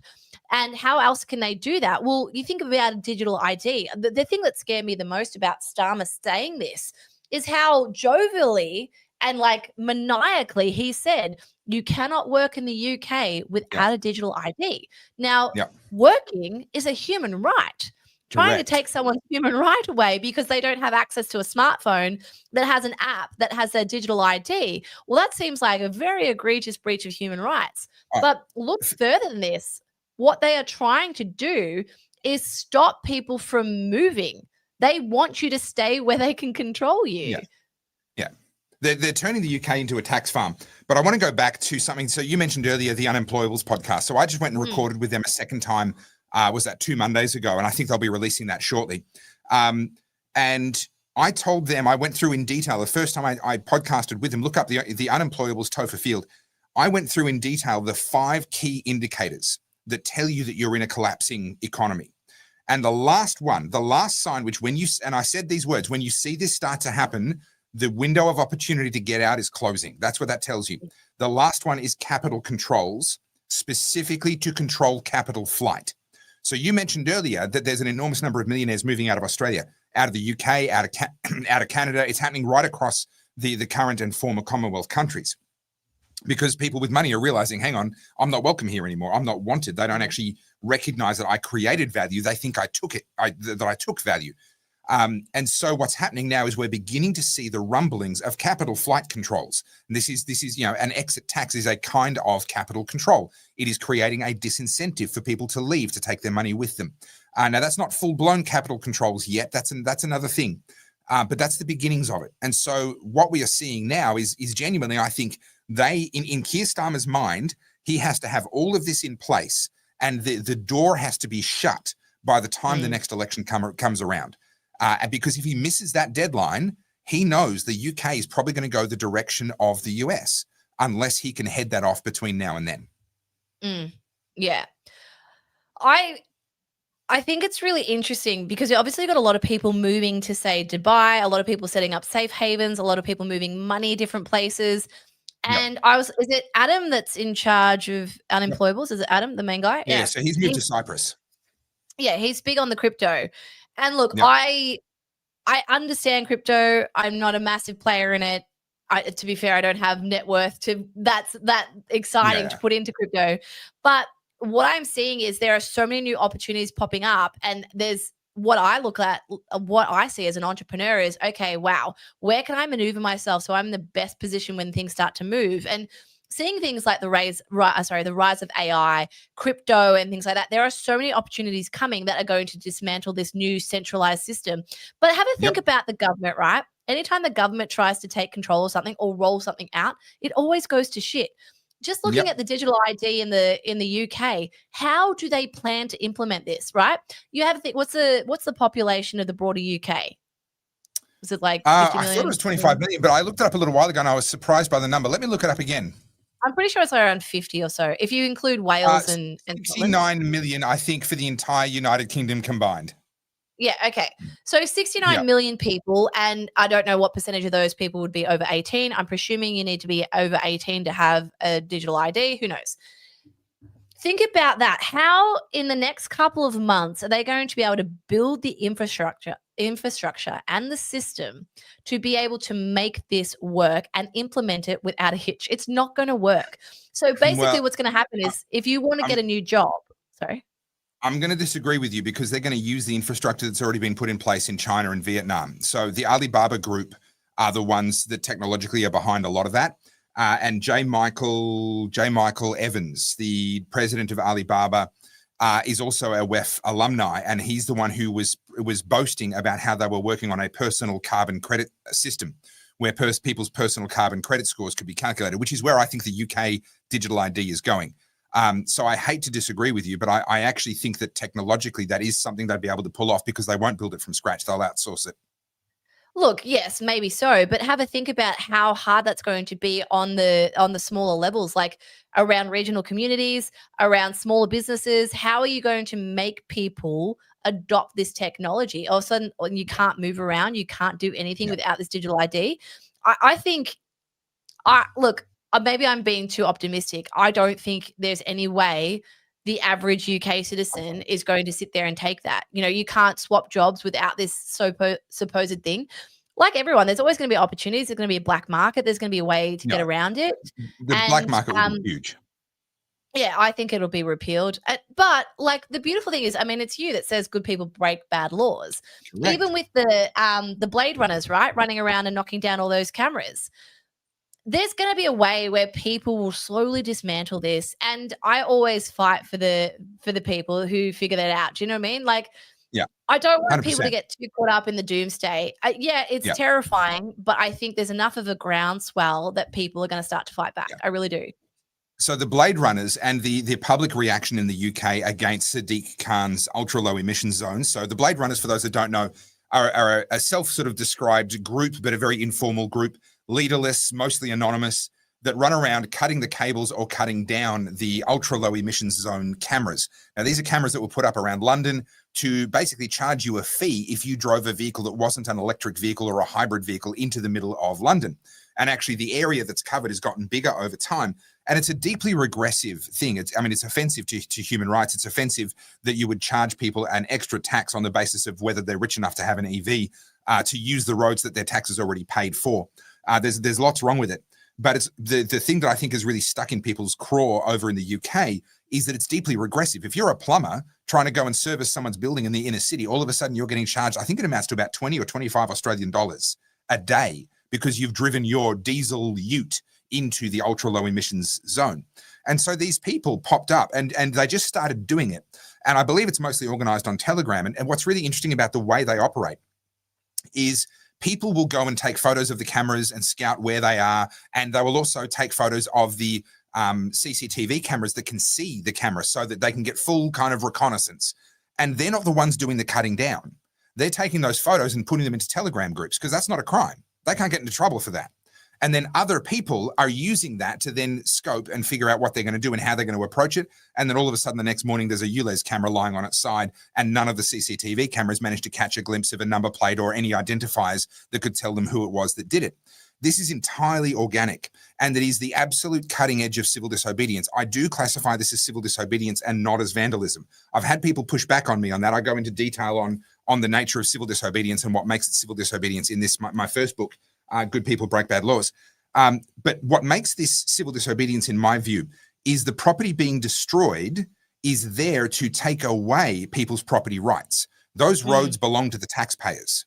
The government is putting in place infrastructure to take away people's access to the infrastructure they paid for. It is the government that is actually vandalizing the public property and stopping the people who paid for that public property getting the proper use and enjoyment out of it. So I would argue that in this case, the government are the vandals. They are destroying the value of public property. And the so-called vandals, the blade runners who are cutting those cameras down, are actually restoring people's access to the property that they paid for and that they own. Now, if one of them was to throw a punch against Sadiq Khan, at that point, without question, they've crossed a line, right? There needs to be no violence. There needs to be no physical intimidation, no threats, nothing. But if all they're doing is going out at night and to steal the words of Dietrich Bonhoeffer, being a spoke in the wheels of the machine, right? That's what they're doing. I wholeheartedly approve. And the fact that this movement arose organically in a moment of need in the UK, I think is one of the greatest signs of hope for the UK. Yeah, and that's kind of my sentiment around the digital ID. I do believe there will be people, I don't know what that will look like, but I dare say there's people already thinking of ways that they can get around it. And humans are good like that. You know, I think people forget that prior to social media and the internet, we were pretty savvy at figuring out how to do very difficult things. And I think we'll only see that now. I think we have underestimated how good life has been for the last 30, 40 years. And now things are getting challenging again, and it's going to force us to start to assess the way we tackle these things. And there's, like I said, there's going to be so many opportunities. And we kind of saw that in COVID. Like, I don't want to say anything to incriminate myself or anyone I may know, and everything I say next is alleged. But, you know, when that stupid vaccine passport came around, like, how many of you guys saw all those, you know, how to get a fake here and how to do this here and whatever? And realistically, all you had to do was flash this stupid thing on your screen. So, you know, it was like, oh, if you don't have it, you can't work, you know, you must comply. But realistically, like, all you had to do was maybe find a way, and it was possible. And we've seen that in Australia. So let's not forget, there is officially a digital ID in Australia. It just doesn't apply to everybody. So it applies to company directors. If you're the director of a company, you have to have a digital ID. Well, the funny thing is, so many people didn't go and get it that they postponed its implementation, and then officially it was implemented, but they're not issuing fines. They're not trying to enforce it. They're making life difficult if you don't do it, and I haven't done it. But they're not actually successfully able to push it through, and that's only on one segment of society, right? They're just, people's apathy actually worked in our favor in that case. People just went, nah, stuff you. I can't be bothered. I'm not doing it. And so Keir Stammer is going to have the same thing in the UK. There's going to be those people that are ideologically opposed, which I would be in that category. But there are also just going to be people that are like, nah, stuff you. Like, no, I'm not doing that. I'm not going and getting another piece of paper from the government just so that I can keep doing the stuff that I already used to do. So there's a maxim: the abundance of laws breeds contempt for the law. And things like this digital ID is just going to dramatically increase the number of people who go, you know what? I ain't playing anymore. I'm not doing it.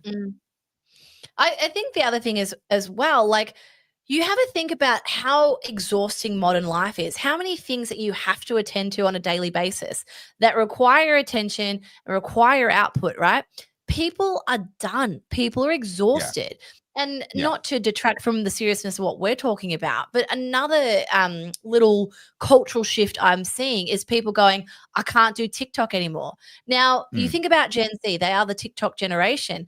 These kids, or they're not even kids anymore, I should stop saying kids, but these young adults have been immersed in that subculture for so long. And that is where a lot of this indoctrination comes from.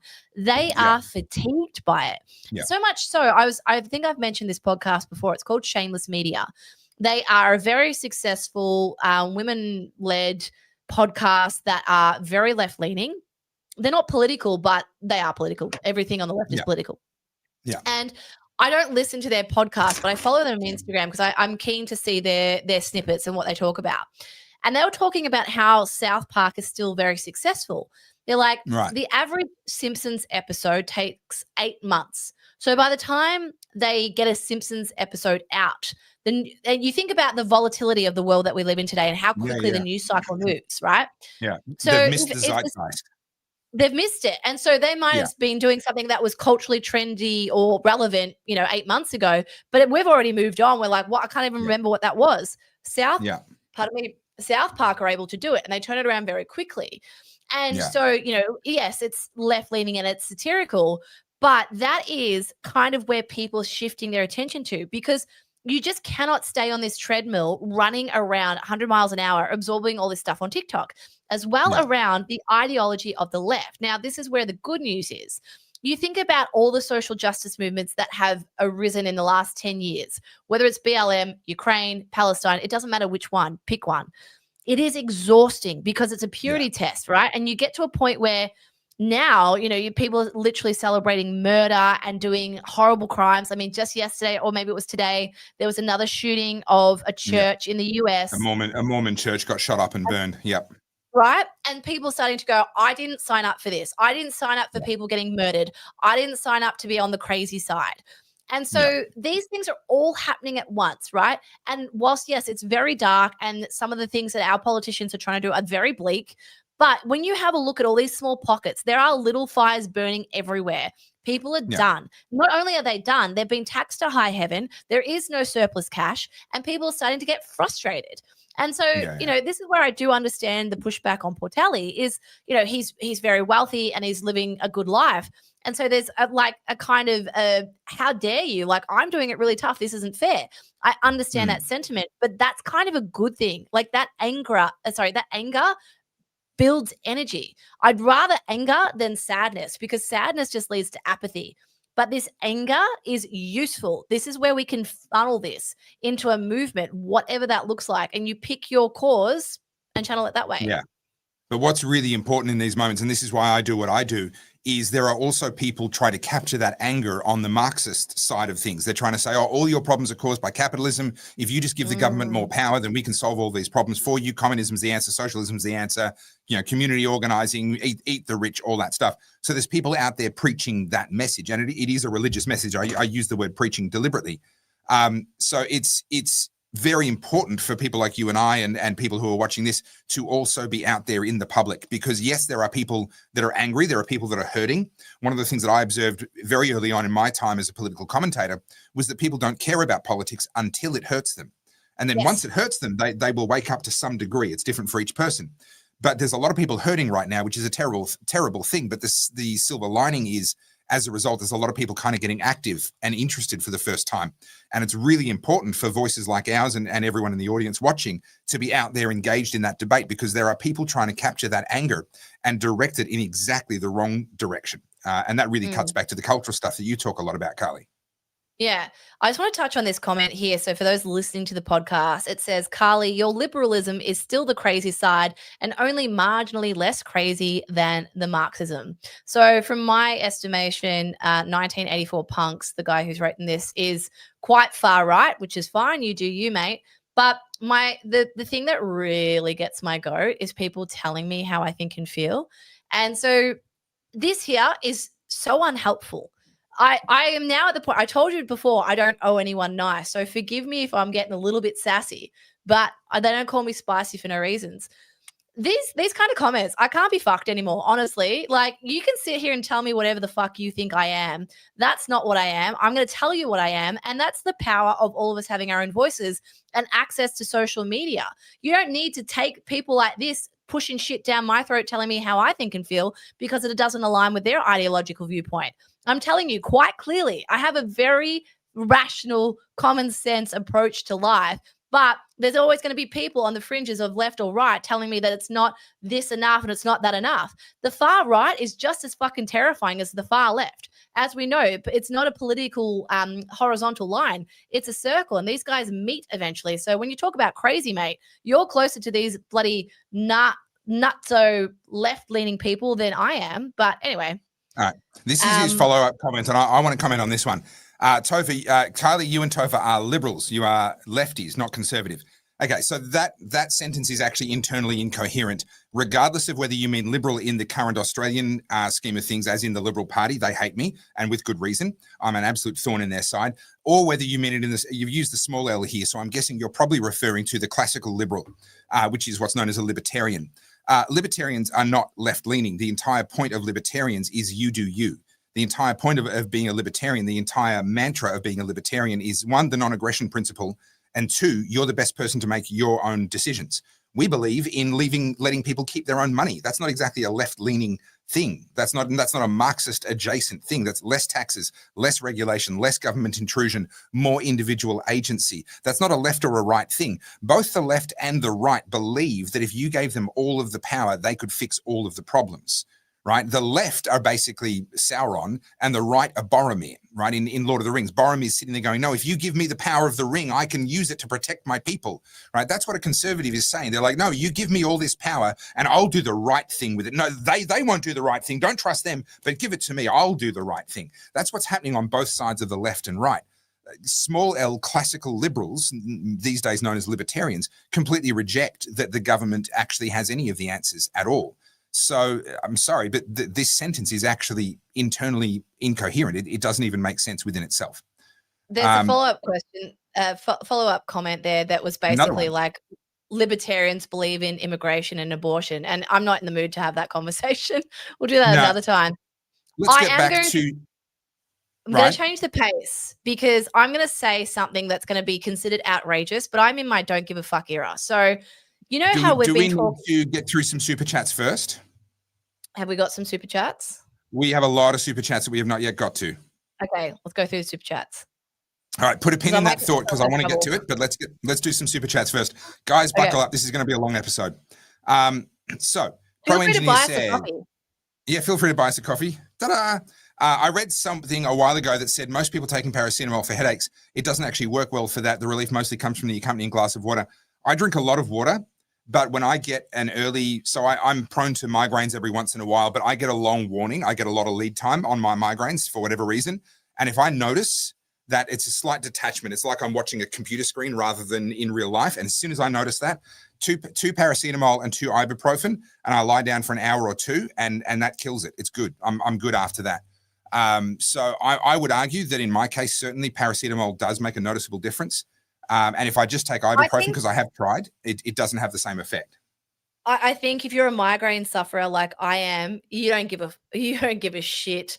You just want anything to take that pain away. Like, for all of you guys who suffer migraines in the chat, hit us up. Yeah. But look, there are people who do pop Panadol for like silly things, because, well, to be fair, that's how it was marketed. Oh, got a little bit of an ache here, take a Panadol. I find that if I haven't eaten, Panadol makes me feel really not good. Like, it must do something to my stomach. But yeah, I think, I don't know, like, I just thought this was a natural, like, deduction that if it's a pharmaceutical drug, you don't just go take it willy-nilly. Like, I only take it when I need to. Have a reason. Yeah. Yeah. I'm not just going, oh, I feel a bit Palanel. Daniel Moore says, luck is when you work hard for 10 years to be an overnight success. Well, there is that expression that you're obviously referencing, Daniel. It takes 10 years to become an overnight success. I think I must be an idiot, though, because it's taken me 16 years to become an overnight success. So I must be a bit slow. I'm just a bit dumb, I think. You know what? Sorry, back on that success one. I've been doing a lot of reading recently around people who have success incrementally. So what it means is, like, when you look at anyone who's really made it, whether it's a Bezos, a Disney, any of these people who we would consider like generational success, most of them had a huge succession of failures, right? Oh, yeah. And, a little bit of success, failure, a little bit of success, failure, a little bit of, and then overall, the overarching view of their life is incredibly successful later on. And I kind of feel like I get left behind. Like, I had this, like, what about me kind of thing all the time. I'm like, oh my God, everyone's successful. Wait for me. What am I doing? And I have to give myself a reality check. And I was listening to good old Gary Vaynerchuk the other day, and he was talking to someone else who was about to turn 40. And he was like, oh my God, you're so fucking young. Like, this is embarrassing. You're so young. And I was like, oh, am I? Oh, yeah. Oh, good time. Okay. Thank you. So, Yeah, Well, it takes well, time. This is the thing. Colonel Sanders, KFC fame. He is the colonel in Kentucky Fried Chicken. He started KFC, I believe, when he was 70.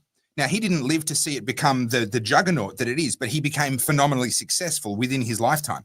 And there's a reality of humans. We adapt to our current environment. And there's a fun thought experiment that I like to play. I may have done this with you before, Carly. I'm not sure. But if you knew that you're going to live for 80 years, right, you're having a chat with God before you're born, okay? And he says, right, you can pick one decade of your life to be really wealthy. And all of the other decades, you're not going to be destitute, but you're going to be working. You're going to be peddling to, you're going to have to think about how you're spending and where your money's coming from and all of that. Which decade do you choose? Which decade, Carly? To be super, super wealthy. To be wealthy enough that during that decade, you can do anything you want, but you don't get to keep any of it at the end of that decade. At the end of that decade, you get reset back to normal, average Joe life. I'm probably going to say my 40s. Is that the wrong answer? No, there's no wrong answer. It's an interesting exploration of your own set of values. So for me, I wouldn't want it to be under 40 because it'd be wasted. I'm only 43. I look at it now and I go probably my 50s. I wouldn't want it to be so late that I've begun to lose physical or mental I was going to say, sharpness. like, all I could think of is I'd travel, and I was like, I want to be able to travel properly. But I can say this as someone who saw fairly good success in her 20s. And I was that exact stereotype. I saw success and I burned through it. Don't get me wrong. I had a great 100%. Time, traveled a lot, had a lot of fun. And, in hindsight, I wish, because it's not always like this, and it was like this for a very long time. And then it started to go like this. And before I realized it was like this, I didn't have the wisdom to see that. I do now, obviously. That's how you learn it. Well, but it's interesting. I feel like in your 20s, it's sort of wasted on you. Well, I've told the story before about how Dick Smith got in touch with me and he offered me the Wilberforce Award. You can Google it.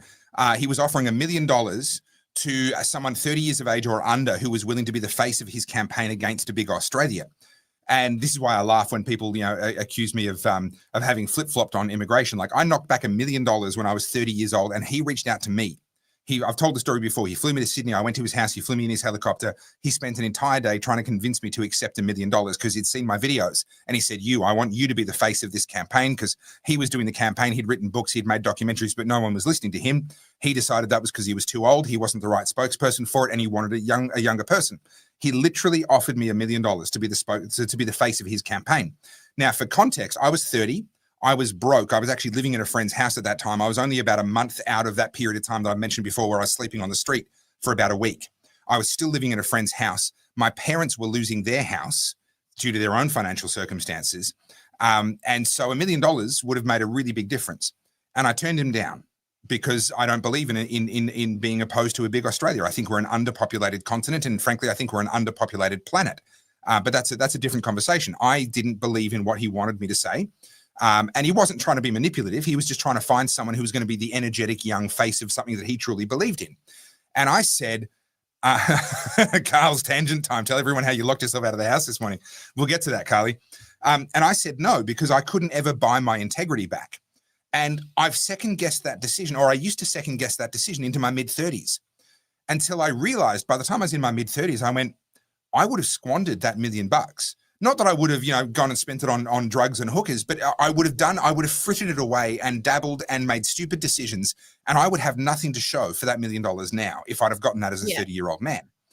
Now, if something were to happen and someone said, hey, $1 million, here you go, I would be way better. I'd be way more astute now as a 43-year-old than what I would have been as a 30-year-old. And I think that would make a massive difference to the trajectory of the rest of my life, because I would make much smarter decisions with it. But back to the thought experiment, which decade would you pick? I would say 50 to 60, because you're still young enough. I know when you're 30, you don't think 50 is young, but 50 to 60, you're still young enough. You've got your health. If you look after your body, you can get out and have a lot of fun. There are lots of people doing extreme sports into their 50s and 60s. I'm not an extreme sports kind of guy, but you can certainly travel, explore, enjoy the world, live life to the full. And I certainly wouldn't pick my 20s or 30s or even my 40s. I wouldn't pick this decade that I'm in right now. I feel like, I mean, look, to be fair, I've had a bit of a different life to most. I've always felt like a bit of an old soul, but I turned 40 in January next year. And coincidentally, around the time that we have our 1 year show. So party, guys. Ooh. Let's have like my 40th and our 1 year show all together. Yeah, nice. It's weird. Like I'm not worried about the age at all. That doesn't bother me. But I actually feel really excited coming into this next decade because I feel like my 20s, I got a bit of a taste for it. And, I was a 20-year-old. Like I did silly things. In my 30s were really difficult. I think so far, if I look back at my life, I'm hoping that my 30s were the worst decade because, boy, when I say character building, obviously COVID, the liquidation of my business, like it was pretty tough. There was a lot of learning. Moving into my 40s, like I feel like I don't obviously know everything, but I'm excited. Like even just doing this podcast with you and opportunities and seeing AI, I'm like, holy crap. Like I now know how to use my time effectively. Does that make sense? Yeah, absolutely. All right, let's blast through a few more of these super chats because otherwise we won't get to them. We're an hour and 50 in and we're only halfway through the super chats. Right. Joe Cameron. Now, Joe, you've done a lot of super chats tonight, so thank you. We appreciate your support. Qantas has gone down so much. How a CEO can dump stock on the market after what he did and knowing how many people he hurt is reprehensible. The corruption is disgusting. Yeah, it isn't corruption in the normal sense of the word. I refer to this as kind of corruption in plain sight. They don't have to hide it. It's not brown paper bags under the table. It's in a contract that they signed. So he did. Yeah, he could. So he did. Exactly. And yeah, that's that is definitely. Yeah, I agree with your sentiment. What Alan Joyce did to Qantas is just despicable, absolutely disgusting. They've devalued the frequent flyer system. They have put ideology above, specializing in their services. I mean, there was a whole hoo-ha recently. They've ordered 3 planes that are only going to have 3 toilets, I think it's the 737. And so there's all this like hoo-ha about that at the moment. And interestingly, Qantas is obviously in damage control. They've come out basically saying that, this was a new plane that we ordered. And at the time, there was only the option for 3. We are going to convert it and take a row of seats out to put a 4th toilet in there. But it just goes to see, like, even just that comment, like that, the commentary around that. We are now at a point where aircraft travel, like, we had it figured out, yet it seems to be going backwards. We had it really good. Now, all of a sudden, it's like, there's no leg room. You can barely get to the bathroom. I mean, think of those couple of planes. I think it was a Virgin flight, to be fair, that went to Bali and all the toilets were broken for 8 hours. Can you imagine? Yeah. How horrific. Horrific. Yeah, how utterly unsanitary. Mr. Stew, thank you for increasing your super chat by 10 cents. Do appreciate that. If you could just keep that rate of increase going, then by the end of the year, we'll be making some good money out of you. Luck is where preparation and opportunity intersect. For those that have joined the chat, Stu and I are good friends. I've been giving him a hard time over the course of this show. Yes, that is exactly right. Where preparation and opportunity intersect. That is what other people look at and go, oh, he got lucky. Yeah. Daniel's another friend of mine that I know in real life. Very, very hardworking guy who has made the best of some really tough situations in business for himself, and has just outlaid another $3,000 over the next 12 months to hopefully grow my business. There is no guarantee it'll pay off, but you have to do everything possible if you want to succeed. And that's the difference between someone who wants to be self-employed and has that self-starter motivation. Yeah, you've got to take risks. I'll give you an example. Sorry, I was going to say, tonight, as soon as we're done here, downstairs, I have about 60 hoodies that I did as a fundraiser for my exhibition. And prior to joining this podcast, G and I have spent the whole afternoon cleaning and emptying out our old house. I've got dirt under my fingernails. Like I'm so exhausted. No, as in like it's going to be there forever now. My whole body aches. I've jumped on to do this live with you, and who knows how long this is going to go for. And then I'm going to go downstairs and pack 60 hoodies before I go to bed tonight. That's not luck. Do you know what I mean? Like there's a lot of stuff that goes on behind the scenes that people don't see. Yeah. So just keep that in mind. And neither Carly nor I are asking for your sympathy. We chose this. This is the profession that we've chosen. But my standard day starts at 6 a.m.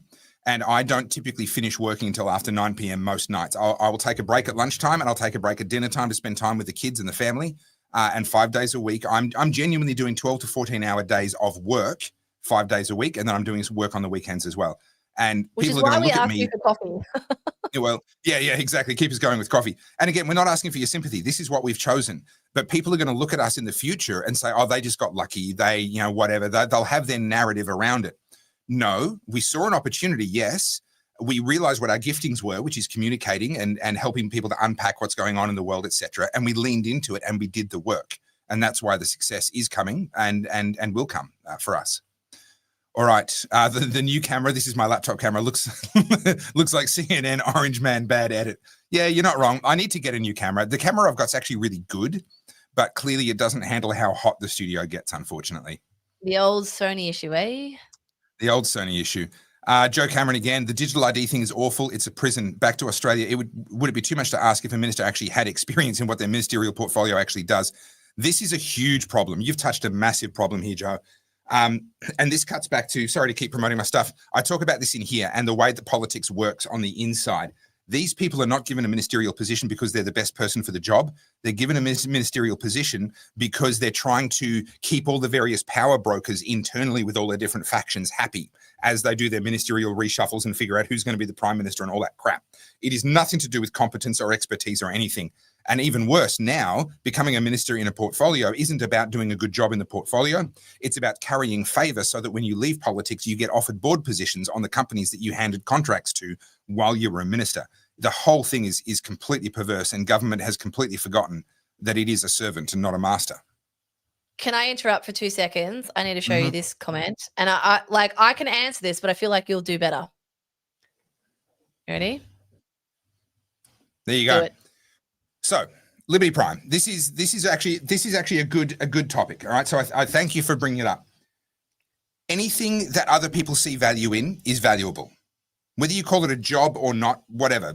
A job is an arbitrary definition. The question is, do I bring value? And the only arbiter of that are the people who watch. And right now, there's 1,620 people watching live who believe that there's enough value for them to want to be here and say, "Hey, I'm going to keep listening." Now, there are lots of people who get out there and try and do what Carly and I are doing, and nobody tunes in, right? And they can persevere for a year, 2 years at it, and still get nowhere.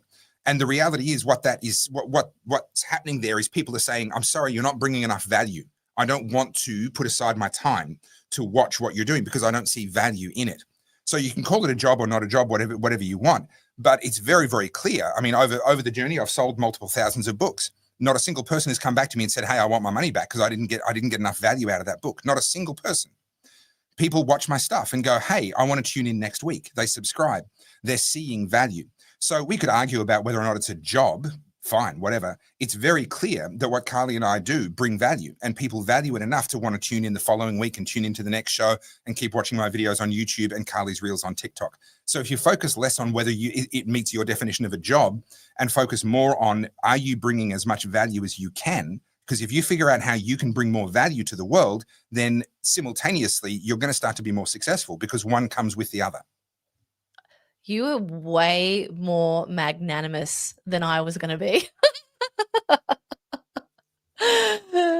Let me tell you, I like Liberty Prime. If you want to see what work goes into, firstly, just 2 episodes of this podcast a week, and then also how long it takes me to put some of those social media clips together, mate, by the time you're done, you'll realize it's a bloody job. But anyway, enough of that. But that's boring. But that's the wrong debate. Trying to justify whether or not it's a job is the wrong debate. The fact is, if people see value in it, it works. If people don't, it doesn't work. Clearly, people see value in it. Just right, a few more. Can I do my okay, fine. You here? can get to your thing. We've just be aware. There's at least another 10 there that we haven't got to. Well, I do really want to get to this thing that I want to talk about. It's about youth crime, right. And the thing that we said would happen has happened, and we need to talk about it. But this is just a palate cleanse. So talk about tangent time. All right. Tangent time, tangent time, tangent time, tangent time. It's not as good with this camera. I need the other camera. I'd hate to be new here and not know anything about tangent time. That'd be so confusing. They're like, what is this tangent time? Okay, so new house, right? Moved in. And it's lovely. It's like got a lot of mod cons that maybe I'm not familiar with. And anyway, moving in on the weekend, I saw a stray magpie. And I'm a little bit scared of magpies. And I was like, hey, sure. I'm going to make friends with this magpie. So I went inside, got myself a little jar of pecans, and I threw one. And then he told all his mates, and then there was 4. And now I have adopted 4 magpies, right? This is important information. So now these magpies, since being here for like 2 days, will now out the front of the house And that means go get your pecans, bitch. We're hungry. Mm-hmm. And so much so that I was literally sitting there this morning and I'm, working away and they're, and it's actually really loud. There's 4 of them going and they're on the doorstep. They're not like, they're right there. Anyway, so I go out and I think, all right, I'll feed my birds because I've got 4 pets now. So I'll go inside, grab the pecans, come outside. And unrealizing that behind me, the door has closed and I'm, feeding the pecans. Magpies are all happy. And I'm like, right, I'm going to go back inside. Now, just to paint a picture for you, no shoes on, no phone, no keys, no wallet. The door has slammed shut and I am now locked out of the house. There is no entry point into this house. I can't get in my car. I can't tell anyone that I'm locked out of the house. I also have no keys, no way of getting into the backyard even. And I'm like, this is not good. And today was the day that I had so much work to do. And I'm like, seething. So on our front door, we have a Eufy doorbell. And G and I get notifications like, when someone rings the doorbell or whatever. So I'm like, right, I'm going to pester G until he answers the doorbell. And he's like, what the hell's going on? So he can call the real estate agent to say, she's locked herself out of the house. She's coming down. Thankfully, they're only like 2 kilometers down the road. So it's not too far. It was walkable in bare feet. Anyway, I'm pressing the doorbell thinking this guy's going to bloody answer. He doesn't. And then I'm like, by this point, I'm just so annoyed. It's like 11 o'clock in the morning. And here's me walking down barefoot. I must have looked like a meth addict. Honestly, I hadn't left the house. I was not ready to leave the house in this state. Had you put your face on, Carly? Had you put your face on? No, I hadn't even brushed my hair. I was looking disheveled as hell. And all I could think is like, I'm going to go in there and they're not going to believe me and I can't prove who I am. And that's why I was trying to get G to answer the doorbell so he could preempt them and be like, hey, my like crazy girlfriend who's very disheveled is coming in. Anyway, thankfully the heavens like smiled on me because I walked in there. It was the same lady who gave me the keys and she's like, hi. I was like, hi, I've locked myself out of the house. And she's like, oh no, how's the move going? I was like, great up until now. And she's like, oh, you've got no shoes on. I was like, I've got nothing. May I have the key, please? And she's like, oh, do you want me to drive you back? I was like, no, I deserve this walk of shame so that I never do this again. That is the ultimate walk of shame. It's not even holding your shoes. You've lost your shoes. You look like the ultimate. I won't finish that sentence, but yes, it looks like a walk of shame. So now I've adopted 4 magpies. I'm a slave to them and I got locked out of the house this morning. So my life's going well. So I read a story on the internet recently where someone did almost exactly the same thing. They accidentally adopted a whole bunch of magpies. And while they were out the front one time, all their friendly magpies had been fed and they were hanging around. She got swooped by a different magpie. Oh. And she said that the other magpies that she'd been feeding all went and attacked the magpie that swooped her and taught it a lesson. So they've got kind of their own little like justice system going on where they're like, no, she's off limits. You don't touch her. Well, that was my thing because I know it's baby season and they're literally in a nest just across the road. And so have you ever been swooped before? It bloody hurts, man. It hurts. It's genuinely like if you're riding a bike, I mean, these days you've got a helmet on, but yeah, if you hear that sound, it's terrifying. Yeah, and you normally don't hear it coming. And then it also, I had one tear my ear a long time ago, like I was in primary school, and they were known in this area, and we would walk with sticks. And for whatever reason, I obviously didn't get it, and it tore my ear open. So I'm a little bit like, yeah. So anyway, I now have friends, so it's okay. All right. So there's a topic that you want to get to that's a little bit dark. Let's get to that because we're at the 2-hour mark now. All right. So you and I have talked about youth crime extensively. We've talked about how nothing will happen until the unthinkable happens. And just for the record, before I get into this story, I'm not making light of this conversation at all. This is terrible. And I'm very sorry for the loss here. But over the weekend in Morwell, an Aboriginal boy was murdered by 2 teenagers with a machete. Are you across this story? No, I'm not actually. I wasn't aware. Okay. So I'll bring up the article. And I want to be sensitive. I'm not trying to be facetious here, but so this is the article. His name was Caden Morgan. He's 18. Hang on, add to stage. There we go. And he was found with serious injuries on Morwell Street, and essentially he bled out and was unable to be revived. Yeah. Tragic. Wow. Firstly, absolutely tragic. Just this is what, the third one in less than a month. I can't remember when the two in Melton happened, but far too many. Too many. Yeah. Yeah. The reason I wanted to bring this up, firstly, tragic, right? And this should not be happening. But there's an element to this story that makes me wonder, and I hope you can see where I'm going with this. This man was Indigenous, and he was very active in the Indigenous community. So I'm just going to scroll down a little bit here. I was reading the Sydney Morning Herald article where they talked extensively about what he does, and he was very active in his cultural dancing, making art, and he was very proud of his heritage, basically. Sure. And now he's slain, right? Yeah. I find this really interesting because now it's someone that, how do I say this without being really insensitive? You kind of just got to call it what it is. He's someone who is on, who the left has said for years that they care deeply about. And he's the protected minority, right? Like, Aboriginal rights, they are at the top of the pyramid when it comes to social justice issues. Now one of them has been senselessly murdered. And I want to know how Georgie Purcell is going to talk about this, because she's the progressive left MP who's campaigning on bail saves lives. You know where I'm going to go with this, because guess who murdered him? Two teenagers, both out on bail. Both or one. I think if you scroll up a little bit, I think it said one was out on bail, but yes, nevertheless, same difference. We've got, this is exactly what we said was inevitable, and I share your disappointment and disgust. It's a tragedy whenever a young person is killed, and that includes, by the way, young people that have lost their way. Not that I'm saying he has, but even other young people. There's always this argument of, oh well, he was probably mixed up in it all. Well, that might be true, but that still isn't how we want their lives to end. Read and in that this case, there. One of the kids now in custody is fearful of retaliation in custody. So you've just killed someone, and now you're worried you're going to be killed. Yeah. So this is the other one. Seriously wrong here.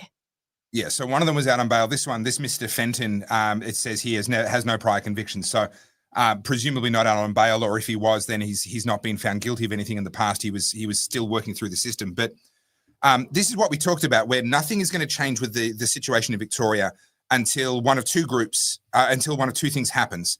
Either someone who's in a protected minority group gets is one of the victims, and that's what's happened here. The other scenario was whether someone defended themselves against someone who was one of the minority protected groups, and they were killed in the process of that.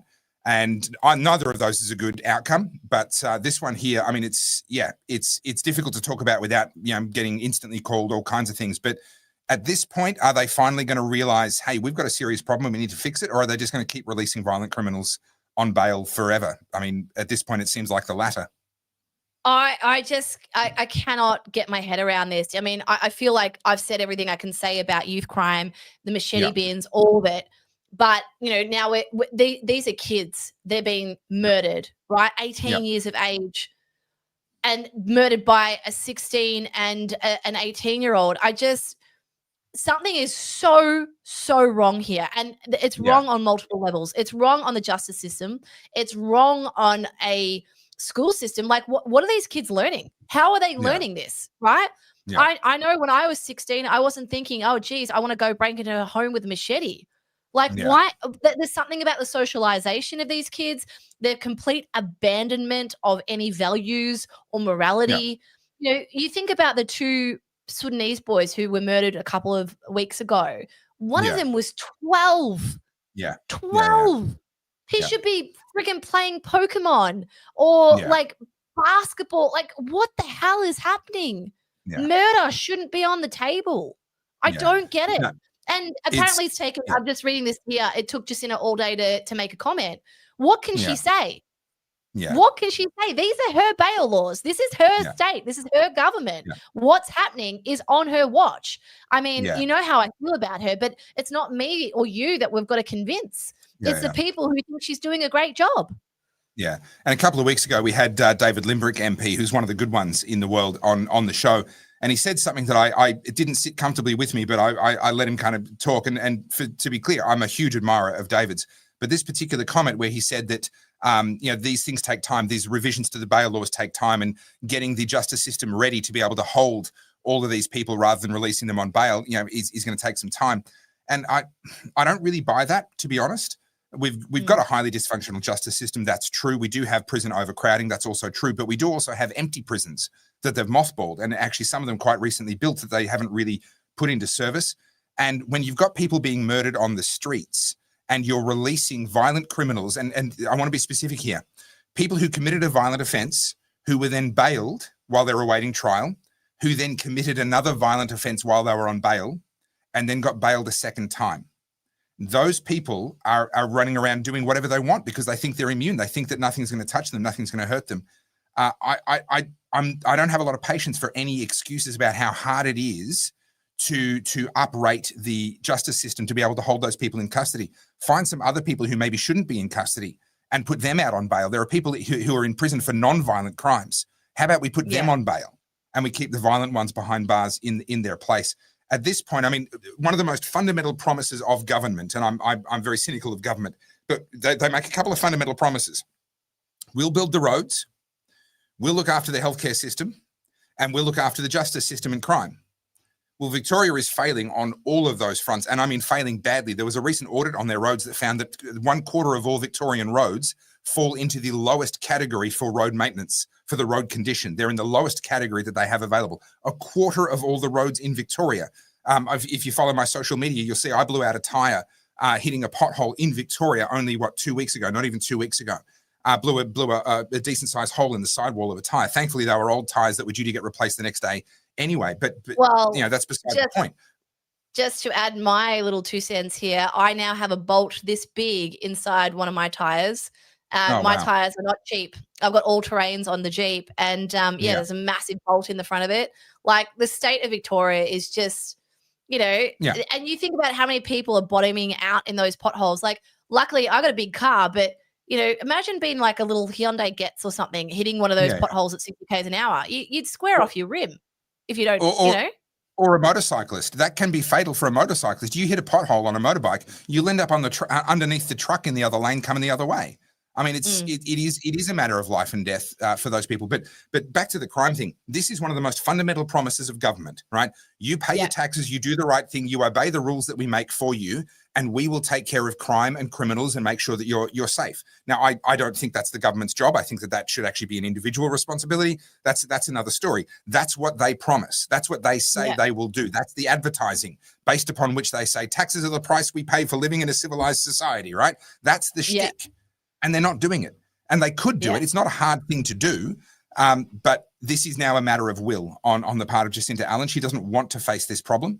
And I hope that the silver lining, obviously the death of an 18-year-old is tragic, but I hope the silver lining is that the particulars of this case might actually spur enough outrage to get something done. Well, I mean, I think we've seen where Jacinta's priorities are. She's just in China doing a Chinese tourism tour. Hey, come to Victoria where you're likely to bottom out in a pothole or get murdered by a teenager wielding a machete. It's insulting. It's insulting to your intelligence to watch these politicians get up there and say that, we're going to have the toughest bail laws in the country. But what I will say, again, looking at the culture, looking at the conversation, you've got your popular TV hosts, radio hosts like Fifi and Fev and all that. For those of you who don't live in Melbourne, they are the popular breakfast show on the radio. And it's now at a point where they've been on this train for a while now. Your Jackie Felgates at 3AW. And it's annoying. It's taken them so long, but they're on it now, which is great. When people start to join the train, you got to welcome them, even though it's frustrating. I think it's now getting to a point where there is a groundswell again of people who have just had a gutful. And like I said before, Your average person, they're not the go out and grab the pitchforks kind of people. They're sitting there going, what the hell's going on? Why is something being done? Yeah. In a weird way, we need that because that kind of raw energy will be useful. And unfortunately, I mean, in COVID, we didn't get enough of it. But now Sure. I think you can only push people so far. You know, knowing now that, like, if you've got a teenager in Melbourne, and even in Burke Street today, like, I don't know if you saw the news, and I know this is very Victoria-centric for those of you who don't live here, but in Burke Street Mall, that's our big shopping centre in the CBD, right? Yeah, And walking only, no cars. No cars allowed. And oh gosh, what was it? 15 years ago, there was a terrorist attack in Burke Street where a man was driving, drove a car through, killed multiple people. Yeah. And you know, screaming Allah Akbar. So people that, you know, for that reason specifically, there's all these big concrete pylons. So today, teenagers were driving through the city recklessly in a stolen BMW and causing a massive hoo-ha in Burke Street Mall. Trams had to be diverted. So basically it's school holidays down here at the moment. So disrupting a very, very busy part of the CBD. This is every day. It's no longer an exception. This is Melbourne. This is Jacinta's Melbourne. And while she's she's back now, but while she's in China organizing her Chinese tourist campaign, people are getting murdered in the streets. That's not hyperbole. That's the reality of Victoria. Yeah. And unfortunately, I hate to sound cynical, but I don't think she's over there organising tourism for Victoria. I think she's over there organising her career post-politics, the same as what Daniel Andrews did, the same as what he did. I agree. And sorry, go. We need to get through some more super chats. So Ricky Hammer says, by the end of the decade, Australia will be alone, weak, and a laughing stock. I assume that that autocorrect kicked in somewhere in there. I think laughing stock is what he was trying to say. I disagree. Like I said, I'm very optimistic about the future. I think we've got to get through 4 or 5 really tough years. I think that the alliance with the US will hold, but I think that the Australian people have to get really angry at the Albanese government. The Liberal Party need to deal with net zero, and I was very pleased that Tony Abbot this week came out and threw his support behind the Liberal Party ditching net zero entirely. That was a theme at the CPAC conference that I was at 2 weekends ago. A lot of Liberal Party and National Party heavy hitters coming out saying we've got to get rid of net zero altogether. That was interesting, actually. Let me segue on this for a minute. So the Liberal Party have a very tense relationship with the CPAC conference. So CPAC stands for Conservative Political Action Committee. It's an American thing, pardon me, but Andrew Cooper brought it to Australia. Warren Mundine is the chairperson, and a couple of heavy hitters. And the Liberal Party thought that it was going to be their plaything. It was going to be their conference. It's the Conservative conference. But 3 years ago in Sydney, I did Battleground Melbourne Live, which was we did Battleground Melbourne Live.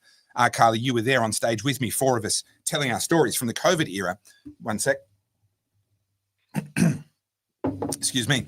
And the whole room was crying. The whole room was moved. And then later on that same session, there hadn't been a break. 4 Liberal Party members came out to do a Liberal Party panel. And they sat there, and one of them actually said verbatim, the Liberal Party fundamentally did nothing wrong during COVID. And they started to get heckled from the crowd. They started to get yelled at. About 35 people staged a walkout from the room. Nigel Farage was in the room. He saw us do Battleground Melbourne Live. He was in the room that day.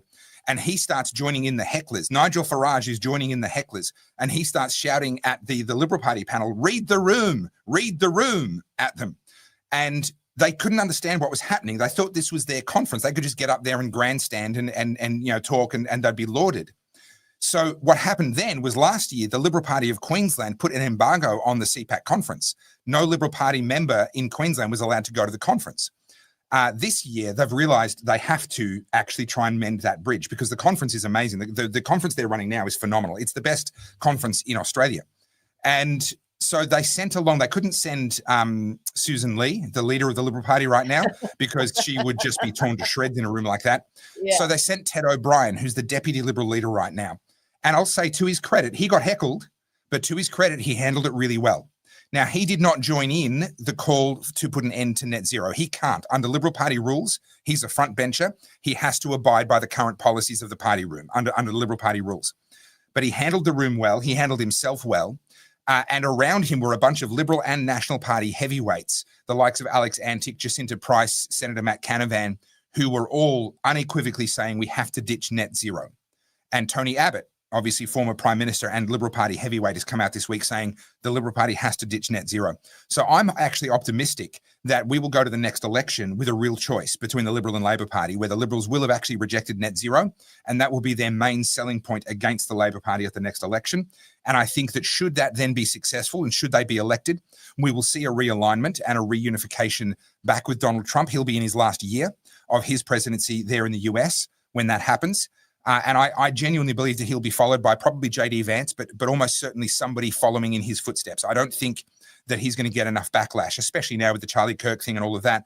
I think that the next president is going to be someone following in Trump's footsteps, and that we're actually going to enter a really good era after that in Australia. But we've got to get through the next couple of years and dodge digital ID, dodge carbon prices, dodge all of the soul-destroying, country-destroying stuff that they're trying to shove down our throat in the meantime. I think this is the dying throes, the final throes of dying animals. What you're seeing at the moment is, I mean, the Lotus Eaters said this today on their podcast. They were talking about Keir Stammer knowing that he only has this Parliament to be able to push this through. They have to do it. And this is all under the guise of Tony Blair. This is a Tony Blair think tank, right? Where he's been advocating for digital ID for years. And this is their moment. This is all they've got, which is why, you said it before, it feels like it's all happening really quickly. Yeah. Because they don't have much. Time's running out.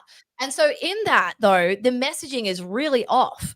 And if you've already got a voter base who's frustrated, who's struggling, and you're seeing this, unfortunately for them, it's not going to work out well. I don't know what this looks like, but I think in Australia, there is going to be huge amounts of resistance to anything that the government does to try and bring in something like this whilst not addressing the actual problems. Like, for example, this youth crime thing, that's costing Labor the next election.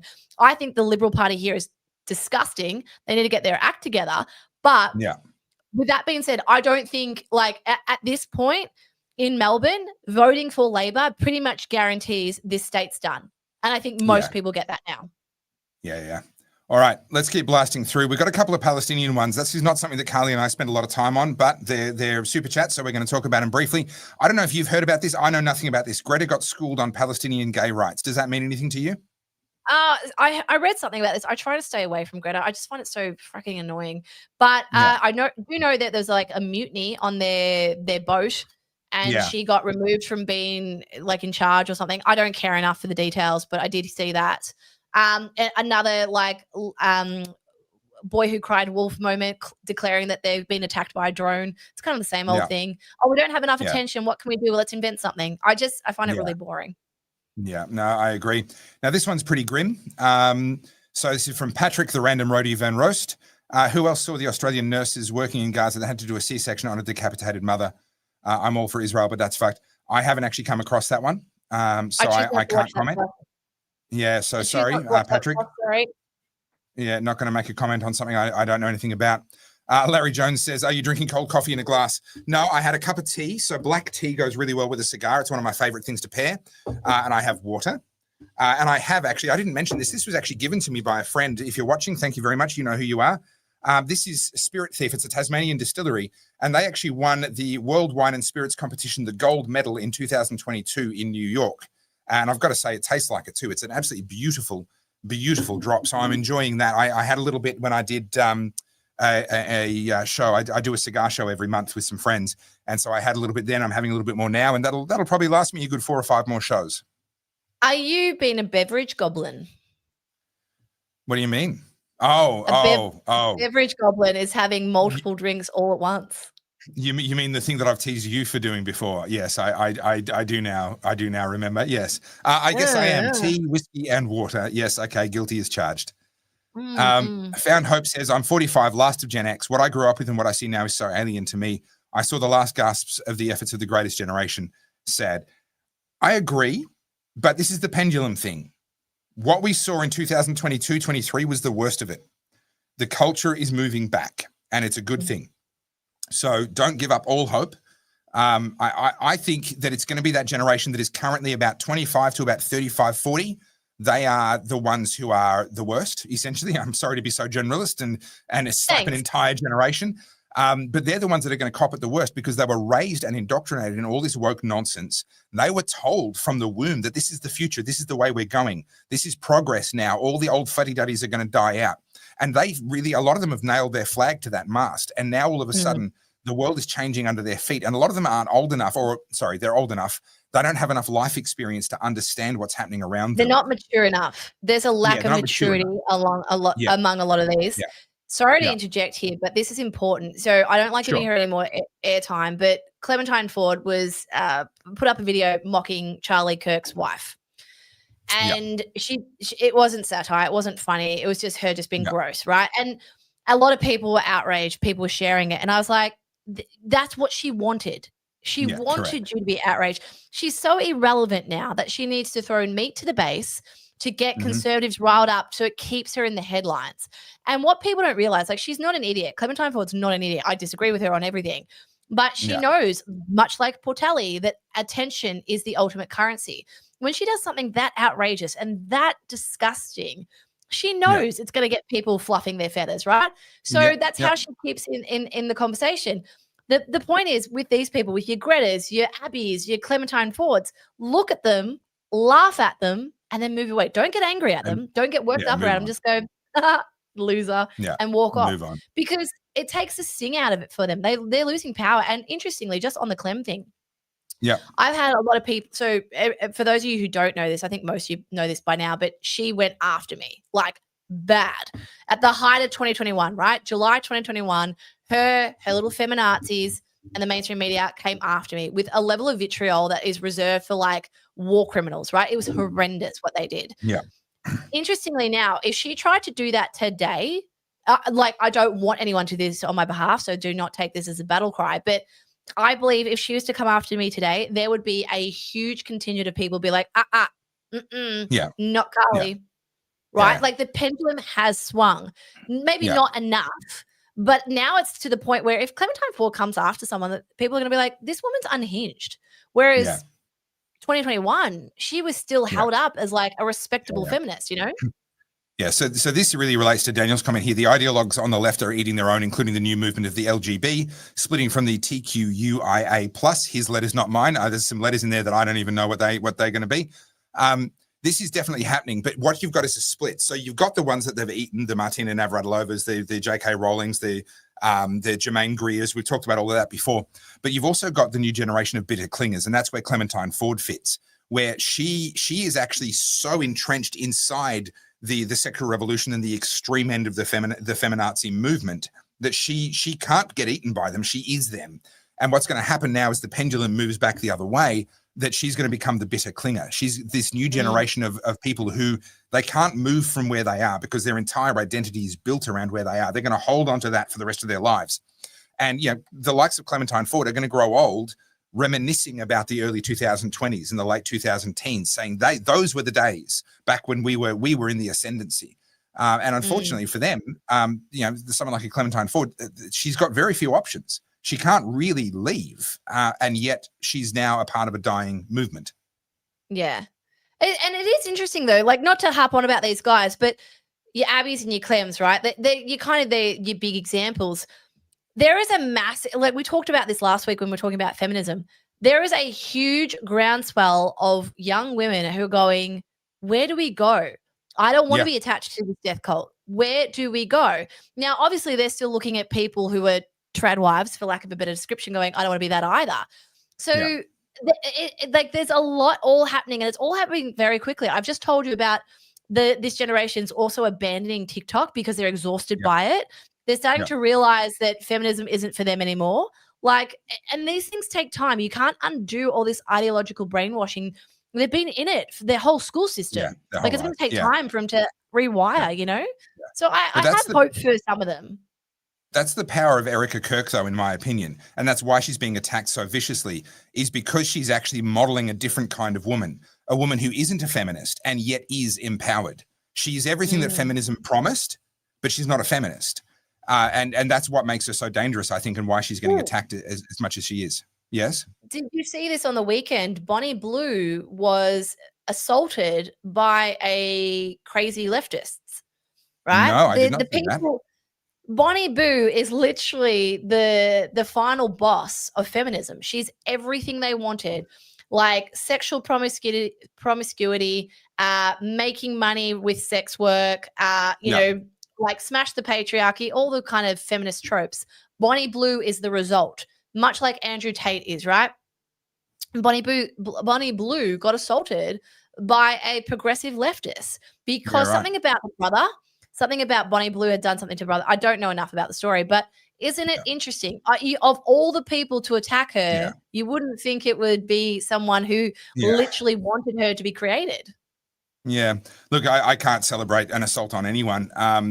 But yeah, the revolution eating its own it's a real thing. That's a real thing. No. All right, CJ Westman, the media are active partners of the Labor money laundering machine. Most of the machete bin money went to communication, 11 a.m. COVID briefings and advertising, popularizing cost of living instead of inflation and recession. Yeah, the amount of money that's spent on focus groups, on advertising, I mean, hundreds of millions of dollars across Australia being spent federally and state. This is what I said earlier in this podcast. I don't know, obviously, when you joined us, CJ, but the government doesn't have to own an industry in order to control an industry, and they control the media because they spend so much money. They have all these pet consultants because they spend so much money, and therefore they can get whatever results they want because these consultancy firms know if you tell the government something they don't want to hear, you don't get the next contract. So they control with money rather than with ownership. And yes, it's back to that thing of it's not brown paper bags under the table. It's all done. Our corruption in this country is done in plain sight. It's all open right there in front of us in contracts. It's no different with the CFMEU. It's the exact same shit. Yeah. I need to bring this in, sorry, quickly. Oh, yeah. that video that you put the clip on your own YouTube channel, boy, was I roasted in the comments. But it turns out a lot of you do it. Now, just for the record, I'm not standing in there bloody like this. It's just there. I'm not on me. God, people's imaginations are a little too vivid. Stop imagining me in the shower. Jeez. No comment. All right. Arche Boise says the backyard Shiraz solutionist city-dwelling left will welcome in the digital ID if they believe it will quell the digitally created fascist voices living rent-free in their heads. That is a hell of a sentence, but yes, I agree. Yes, agree. You said it. Yeah. Yes. Yeah. Basically, it's the same as the Trump versus Tylenol stuff. It's the equal opposite reaction. That's what it is. Yeah. Yeah, I was hospitalized from a migraine in Feb. I'm 21, says Shady Rope. Yeah, they're awful. If you get genuine, like there are people who say, I get migraine or I have a migraine and they're walking around fine. And you're like, you have a headache. You know, I respect that. That's unpleasant. But a migraine is bury your face in a pillow, put another pillow over your head to block out every bit of sound and every bit of noise and hope like hell you can get to sleep. The worst ones are the ones that I ignore when I get that warning signal. And once they kick in full on, I can't sleep. And then you're just lying there for hours with a thunderous head under a pillow. And it's just, awful. I don't get them too often. I'm probably lucky enough to get maybe 4 or 5 a year. But if you, like for me, it's the light. This eyelid starts to twitch and I know, oh shit. And if I get onto it quick enough, I can usually stop it. But if I push through anything, it's like a pin dropping will send me into a spin. That's how horrible it feels. So it's like when people say they got the flu. I've got the flu. I'm like, mate, when you have the flu, you bloody know about it. Let me tell you. Are your joints aching? Do you feel like you're made out of do you feel like you're the Tin Man and you haven't been lubricated in 1,000 years? Do you feel like you need to go to hospital because you genuinely feel like you're actually about to die? Well, then that's the flu, honey. It sucks. All right. So Joe Cameron says, here is me loving Queensland. I used to live in a Queenslander and I had my own Air Force Magpie military force. If someone upset my cat, they were dealt with. That's next level. If your cat has made peace with the local magpies, that's next level. You've done well. So what you're saying is, guys, I made the right decision to feed them. I'm doing the right thing here. Okay, good. Trust me, you want magpies to be your friends, not your enemies. CJ Westman, this is a great idea. Please get an Oddcast PO box so we can gift books and whiskey. Wow. This is on my list of things to talk to you about on Wednesday because this is not the first time I've had this question. Okay, all right. Well, I have a PO box. I have two, one in Melbourne, one in Albury, so we can sort something out. Yaron Gartner says they will eventually turn to universal basic income as an incentive, and the sheep will flock and sign up to digital ID. quite possibly, if they get that far, and this is why we need to be on it now. Universal basic income is poison. People try and sell it for a whole bunch of reasons. It is absolute poison. It will completely destroy productivity. And as you know, I've talked about this at length. I'll just mention it very briefly again. If on average we produce more than we consume, we get richer. If on average we consume more than we produce, we get poorer. Things like a universal basic income is basically giving people permission to consume without producing. It is a recipe for future poverty. Yeah. So yeah, we need to nip that in the bud. Do you think Elon? This is Broku. Do you think Elon could rush an app to market to record protest crowd numbers? It would record just the device ID to avoid spamming or fudging numbers, and can only be recorded once per 24 hours. I think a better way to do that is, because there's always overhead shots now. There's always a helicopter or a drone or something. Using AI to do head counts, I think, is probably a better way to do that. That's less invasive of privacy. Could he? Yes. Will he? I doubt it. I don't think so. But I think we can get the same result just from On that, I don't think we need that anymore. Like, no one believes the media these days anyway. Like, when they're like, there's an example recently down Torquay, right? So, Melissa, you'll probably know more about this than I do. I know Melissa's watching. So, Paul Barker, Libertarian candidate, who's also a councillor down in Torquay, there was some kind of, I might get the details wrong, so Melissa, feel free to correct me, but there was some kind of Indigenous ceremony thing, and the local council used the words thousands of people. Now, there's a photo of the event, and it's in the tens of people. There's like 100 at best, right? Yeah. And Paul Barker, not being rude, literally just said, hey, like, let's be careful of our language. It's not thousands of people. And they literally banned him. Like, he's on the he's on timeout for the councillor. Yeah, he's been suspended for a month. So I did an interview with him the other day, which we've actually decided to pull. I'm not going to publish that interview because once you become a councillor, you get bound by all these ridiculous rules that are a part of the code of conduct, etc. And I'm debating redoing the interview with him only ever saying, I'm sorry, I can't comment on that. Because that was half of our interview anyway, was him saying, look, actually, I can't talk about that. I can't, I'm sorry, And so in the end, it was really a nothing interview. Paul's great. I've known him for years. I've got a lot of time for him, a lot of respect for him. And I believe what happened was the council claimed 2,500 people. And yeah, there were tens of people there. And Paul just said, count the heads. All right. And then it all sort of unfolded from there. Now, he was hauled before an independent tribunal. We all know what independent means, who has decided to suspend him for a month because he was saying things that could undermine public trust in the council. Right. And that was a breach of the councillor's code of conduct. I believe I've got that right. And so on that basis, he was suspended for a month.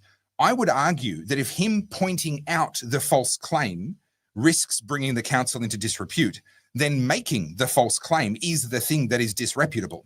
So you don't like, it's literally shooting the messenger, literally saying to him, you're not allowed to point out the ways in which the ratepayer funded council is lying to ratepayers. It's absolutely absurd. Yeah, these stories just drive me crazy. Can I just say that my impersonations and my accents really just pull the show together? I'm glad, Sen, that you appreciate my tangent time is what keeps this show going. My terrible, terrible accents and impersonations are sensational. I will credit you. That magpie impersonation was actually good. And can I make an observation about Australian birds? The prettier the bird looks, the worse it sounds. The worse the bird behaves, the better it sounds. Magpies will rip your head off if you give them half a chance, but they are the prettiest sounding birds that we have in this country.